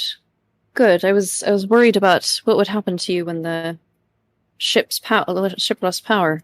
The ship has never lost power. But we just turned it back on, so... Oh, is that what you think turned back on? All right. Fascinating. What do you think turned back? Your synaptic responses. What's been going on, Mara? Wait. Our synaptic responses? Yes, I was quite worried there for a little while. What happened? Yes, from your perspective, after we got out of the jump, please describe in great detail. We exited the void, and for a first-time navigator, Shay acquitted themselves very well. Thank you. And then you were all rendered comatose by an unknown energy pattern. Okay.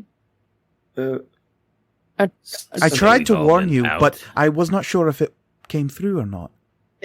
We sort of... Oswald and I sort of heard you say something, but we couldn't... It wasn't clear. Yes, chopped up.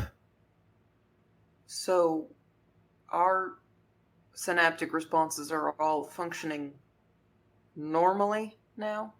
Oh, no. Yeah. Yeah. Okay, good. That makes sense. That makes me feel a lot better, actually. We're standing in front of the map room, I the know. Atlas room, That's- like, something's not working, right? Hey, listen, that's why I asked. Yeah. Oh, yeah, Mara, no, you're good. You're good. Mara, is the energy field still on the ship? Oh, yes. The Archproctor has been here for some time. Oh, wait. Fantastic. That... They introduced themselves to you? Not like you would, but yes. I believe they made introductions to the rest of you as well. Wouldn't Is that what that was? call it that. Not in the traditional sense, anyway.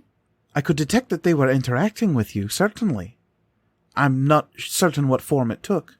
What form did Trauma? it take for you, Mara? It was a fascinating new experience. I can say that much.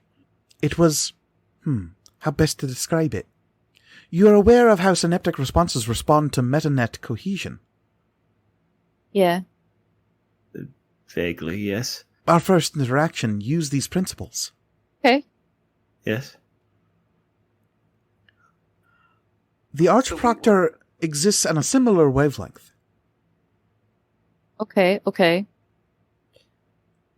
Which means that the only way that, or maybe not the only way, but the most common way to interact is the same way we would interact with, like, the metanet. I think it is similar. I have not had an experience to study metadiving technology. And there's a low groan from Kala. I was just about to say, Florian kind of winces and does not look her direction. Yeah. Shay also. But we... So, is there a way... Is the Archproctor here? I would assume. Is there a way for us to interact in our own bodies? And Shay, you get this broad, sweeping emotion wave hit you yet again.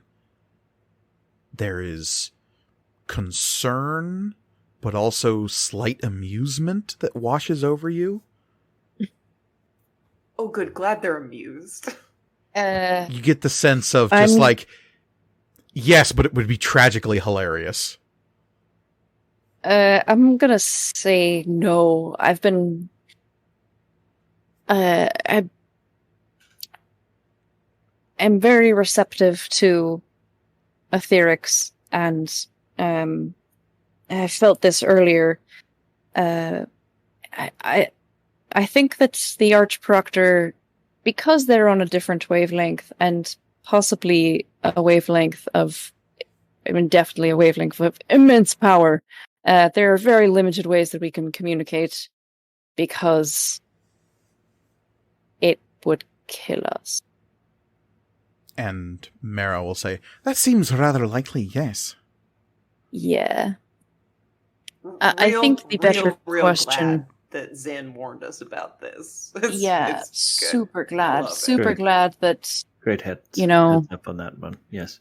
There is suddenly a whirl in the atlas in front of you. Mara's form dissipates, and you see a construct of a room, and there is a door at which the kind of stone construct figure of Mr. Zinn is slamming a fist against the door as though it won't open, and is like screaming up towards the ceiling as though he's arguing with the room itself.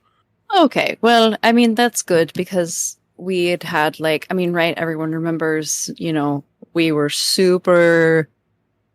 didn't feel great about trusting him because of all the stuff we've gone through, and like, he's like really made us trust him, so like that would have super sucked if he had just straight up lied. And okay, well, good for him. Good on him. And the form of Mara will return, and she will say, I get the distinct feeling that Mr. Zinn did not have a say in this. Yeah, so do I. Since we can just sort of talk out loud and the Archproctor will, get the gist of it, is there a way for us to interact with you that doesn't involve reliving the worst moments of our life? And there's this wave of regret. Because I'm assuming... You. What? There's a wave of regret that slams into you. Okay. Regret either means no or sorry. Or both. Or both. Because I'm just going to assume Oswald and I both had pretty terrible... I mean, Oswald, you came out pretty shaken, and mine wasn't great. Going to assume everyone else... Wasn't great. Yeah, yeah. Is there a reason that you're coming to us now? I thought we had to get to you. And there is a dull moment in which nothing happens. And then the form of Mara dissipates and swirls and becomes that image of the galaxy again, slightly tilted on its axis so you can see the arms of it gently drifting. You see the dragon's wake in its entirety. You're not sure if that's an answer. But then you see little motes of color begin to appear in the otherwise kind of shale grays and browns, earth tones of the map. Little blips of green. And Amari, you recognize this like distant little flash of green light. And these little blips of green begin happening slowly at first, here and there. First in the western reach of the galaxy, then in the southern, and then in the eastern. Never in the northern reach. But they begin slowly at first, and then they pick up with increased intensity until the green is kind of suffusing large swaths of space as these little blooms of light. And the light is coming from nowhere, but it washes over stars and whirling systems, giving them little splotches of color for a moment. And that just keeps happening, like raindrops hitting a puddle, and every drop radiates out with green. And then the map changes and zooms in, and suddenly you see the Storm's Repose, that massive upside-down bowl with the spires. It goes inside, and you see, walking down a corridor, a single individual, and at first you're taken aback because you look to your right and there's Florian, but then directly in front of you there's Florian walking down a hallway, and there's this little blip of green inside Florian, and then the image shifts and there's Shay, and the little blip of green starts, and then there's Oswald, and this isn't on the Storm's Repose, this is on Talgon 3, and the little blip of green appears. Okay. The void stuff. And then there's an image of a sphere that blips with green, and then that sphere is put inside of a box, and you can't see the green anymore. Okay. The void stuff needs to be contained before we can come see you? And the image shifts again, and it's the Dragon's Wake Galaxy. I think it's more just like needs to be Yeah, contained, just in general. period. Yeah. Yeah. That's a good point. How do we do that? And Shay, you get this wave of emotion over you that is this almost aggravated sigh in an emotional form. It's just like this sensation of like, well, if I knew that, and it just washes over you of exasperation and tiredness. Here, let me put it physically, and Shay will just do a like huge shrug. Great. And the galaxy will swirl, and you see the sphere again, and it begins to blink with green light. And then the box forms. But it's not a box. It is a sapient creature, 2 arms, 2 legs, indistinct enough to be any species. But that little blip of green inside of them is small. The light seems to like come out like a heartbeat. And then there is the image of Mr. Zinn locked in his room again. And he is head forward, just forehead resting against the door, arms kind of slack at his side, looking defeated. And that vaguely sapient form with the blipping green is kind of like mushed onto him, like someone with a toy mushing 2 action figures together. And Mr. Zinn doesn't seem to react. You think it's still a live feed of him, maybe? But the weird mannequin doll thing is like tapped on him, like a kid whapping 2 action figures together. And then he starts blipping with green, and he like his head gets up and like starts looking around as though he's reacting to something. And then when he turns and looks at you, his features are far more cartoonish, and he gets these big, evil, angry eyebrows, and these big fangs start growing out of his mouth, and suddenly he starts going, though it's quiet, and he's like cackling silently to himself. And you blink a couple times and you look, and there's still Mr. Zinn, like head depressed against the door, and that's the live feed. But this weird cartoon version of him that is blipping green. It's like that scene in The Emperor's New Groove where he pulls the sheet down over, and it's like sketched on top of Mr. Zinn. Okay. So it spreads. Yeah, it's infectious. The madness spreads. You can travel from one sapient creature to another. And we don't want it to get to Mr. Zinn, which is why you're visiting us now. And it resolves back into a rotating image of the Dragon's Wake galaxy. Okay. Right. That's fair. So we could spread it to others? And you get that same kind of shrug, but also a... Unclear. Yeah. Ask again later. Well, that's... I have a question for you.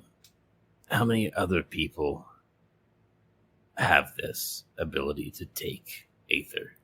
Just these 3, or... And the little green lights begin blipping up all over the Dragon's Wake Yeah, again. no, those are folks. Yes. Anyone you've ever shaken hands with Yeah. cast a longing glance across a coffee shop, exchanged birthday gifts, all of it. Everyone I've ever banged. An image resolves, and it is a young child. And as though sped up in the way that you know this atlas can, you see them moving in fast motion, resolving through their life. You see little blips of imagery, and at some point in their adolescence, they begin flashing green. And that green is like flashing really, really quickly as it's moving in time with them. And they grow up, grow old, and die, and the green flashing doesn't stop, but it also doesn't seem to affect their life in any significant way. Very strange. Yeah.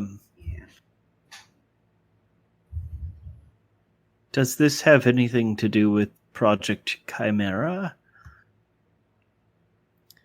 And the image resolves back into the Dragon's Wake. And the galaxy will rotate until the northern reach is facing down towards you. And you see that the little green dabbling lights aren't happening there. You know the northern reach is strange. It is affected in some way by the Fey realms that are slowly taking over space there. It makes physics weird. It makes places strange. You know there is a way to literally physically get into the metanet in the northern reach. That is a thing that can happen. You can walk to the internet. Wow. Well, so if the Fae no longer exist in a physical space, then the whatever this green blip is can't affect them, potentially. Maybe. Who But knows? you see that lights begin appearing in the northern reach of 6 different colors associated with the 6 courts of the Fae. And you see that big swaths of it are taken up by the silvery white light, what you assume to be associated with air. And you see that silvery white light like leaking out in veins into the western reach and touching places that you know are associated with the Canis Empire. Does that seem to drive back any of the green lights that happen in, like, is it like where those silvery veins go, there are no longer these green blips? No. Okay. And as soon as you think that, the green blips stop, as though to drive home the point that these two things are unrelated. Oh, okay. I just wanted to know if it was like specifically like the Fae influence was, yeah. Ooh. Okay, but well, yeah, we know that the court of air is, entwining itself with the Canis Empire politically, and I don't know how else, but yeah, what's one thing got to do with another? The image resolves, all color disappearing. You see a tower, black, obelisk-like, against space. Around that tower, there are 7 figures. Each of them seems to be doing something, except for the one at the center of this arrangement, which sits upon a throne at the base of the tower. Just to her left, on the step of the throne, is a feminine form with some kind of diadem made of light. As it gets closer and closer and closer, the face resolves into, what if Mara, but older, just approaching the prime of her life. And the face of the figure on the throne is Mara, but what if a full woman at the height of her power. And at her brow is a shining crown. The image pulls away, and you see the other figures around this throne, this court that sits at the queen's attendance.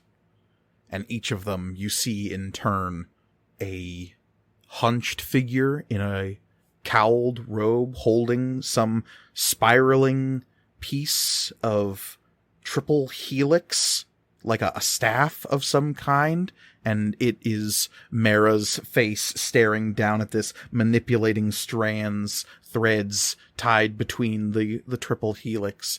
You see a figure armored with a sword, with a whetstone pulling across this massive blade, Mara holding this enormous chopping greatsword on her lap.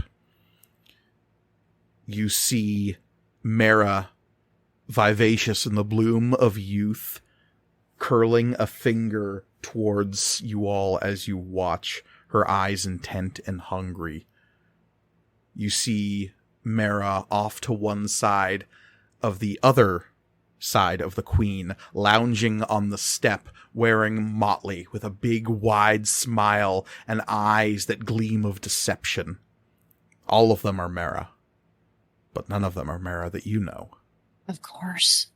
It was never about creating a queen, it was about making a whole court. Shit. But what, like, to what end? I mean... And the room goes dark for a moment. And then the galaxy reappears. No lights play over its surface. No dividing lines seem to accentuate any of the reaches. You see 4 colors appear. The silver of air, the red of fire, the deep earthen browns of earth, and the dark blues of water. Interspersed throughout these colors are dots of purple and black, just here and there, not unified in any way or shape. They swirl and commingle and slowly become this brackish gray. And that gray vibrates as, like quicksilver or mercury, the beads of it, of the purple and the black, they roll into that brackishness and begin shuddering and shaking, and cracks in the other colors begin to emerge as this gray gets bigger and bigger and bigger, and then explodes outward, and there's nothing left of any of the colors, and the galaxy begins tumbling down in little ashy gray flecks around the Atlas chamber. And then the galaxy reforms, and then there are 6 colors divided evenly across the galaxy. And Mara's quiet voice will say, "Once upon a time, there were 2 courts, one of winter and one of summer. And then there were the wild fae, and the wild fae grew, and one day there was war, and the courts broke and became 4.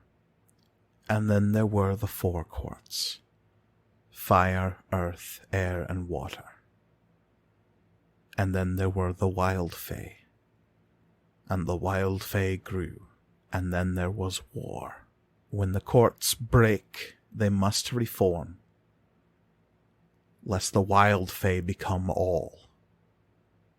Then there will be no order. There will be no courts. Mind and body came next. Now there are no wild fae. For now. Mara, are you meant to be the new wild fae? I don't know. I do not believe so. Hector never mentioned anything about that. I did not know any of this history until the Archproctor explained it to me. I do not think many people know this history. First I think I've I heard of did. it. I am told there were several wars at the beginning. I did not understand many of the details. Something to do with the dragons and the gods and the fae. It seems like Tech is trying to manufacture a new war so that they Or- can make the new court. Or they just were trying to make a new court to work under their will and didn't know about this and just stumbled upon it. It's also possible. And the image in the atlas resolves again to that black tower. And then suddenly there's a shield around it, and you recognize this emblem of Aegis Tech Solutions. With the cold black tower at its center and a shield around the outside. Oh, it would make sense for them to have known the whole time. You see the tower crack, and coming out of those cracks, leaking back into shape. Before too long, she's standing in front of you, is the small, childlike form of Mara. And she says, "The Archproctor doesn't know why I was made either. I think many of your theories might be valid, but there are scant few individuals who would know the truth." Yeah. I suspect all of them wouldn't be too keen on telling us. And Mara will look up at you all, and she will begin walking forward, and then she takes a couple of steps to the edge of the platform where you think the lattice work should stop, but then she takes another step, and it kind of leaks down off the platform and forms and pools into a step, and her little foot steps down onto it, and it appears to support her weight, and she continues walking until those little tendrils just trail behind her to create and morph up into her form as she steps down, her feet connecting with each step as she steps down to be on a level with all of you, until finally she is standing before you, much smaller than any of you, except for maybe Oswald. Whatever they were trying to do, I think it was bad. I don't know if Hector knew this, but I am fairly certain that Mr. Silvaro did. Shay will just sort of nod gently. I think they need to be stopped. Yes, I think so. Well, then it's mighty lucky we found you then, huh, kiddo? Yes. Without the perspective you've provided me, I do not think I would have come to this conclusion. Just everyone in the room just like, oh, thank God. Oh, my God. Shay, under the circumstances, is not going to, turn back and look at Kala with just, the smuggest grin on their face. But they're thinking it. They're thinking it. Anyone who manages to steal a glance back towards Kala will see that she's taken a few steps backwards and is just looking at this whole situation with ashen dismay, her jaw set. Vesnus, on the other hand, is eagerly stepping forward and has this look on her face of righteous doom that is coming to those who have wronged her. The question becomes, not to be a downer, is how do we take down, I don't know, one of the most powerful companies in the galaxy? one that sells a product that near everyone uses. And, We're gonna need a good PR team. Yeah. Which Yeah. And I no offense, but we're not super great at. Mara will smile up at you, Florian, and say, "Oh, well, that is the easy part." And she will turn and gesture back towards the atlas, and it will swirl, and you see reforming at the center the Aegis Tech Solutions logo. And Mara will say, "When you are opposed by a force or individual, I am told that the best way to combat it is with friends." And you see other logos and images begin to crop up around Aegis Tech Solutions. Womack and Unite Sons. the houses. And you see Zolkon Industries. And you see Vorpal Corp. And you see the image of the crest of the Rosset hegemony. You see an image of different house crests from different imperial houses that aren't Silvaro. You see the images of different university crests that focus on Fey studies. You see all these images begin to crop up around the dark black image of the tower on the shield. As you see the forces arrayed, or could possibly be arrayed, against rivals, political adversaries, people who want to see Aegis Tech and the Silvaro family at large turn to dust. And Mara will turn back and say, "We have options." The problem is I hate all of those people too. No, I don't say that out loud. There is a sense of relief that washes over you, Shay. There is a sense of apologetic sadness. And then you all find yourselves gasping, coming to consciousness on the bridge of the Tiresian. Oh. Shay, you never even managed to open up the sealed hatch into the Beans. navigation chamber. You stare frantically down at your hands. Everything's fine. I'll bust the door open. Ooh. Oh, right. Who needs a drink? Yes. Vesnus will also raise a hand. Oh no. Maybe Let's go easy, maybe- business. Let's maybe cut it down to half a can for you both. As you find yourselves back on your ship, looking around, you see a field of stars out beyond the view screens. Dragon's Wake Galaxy swirling in all of its majesty. Glancing around, you see a harsh, blinking light on some comms equipment. A series of text messages apologizing profusely from Mr. Zinn that are all coming in at the same time, as though he sent them all at different times, but they're only just now getting to you. Well, we just came back into service. We just came back into the cell tower, Yeah. so they're all showing up. Yeah. Just like, I'm so sorry, they always do this. You're gonna see some weird shit. It's gonna make you really sad. And as you reallocate yourselves back to reality, you hope,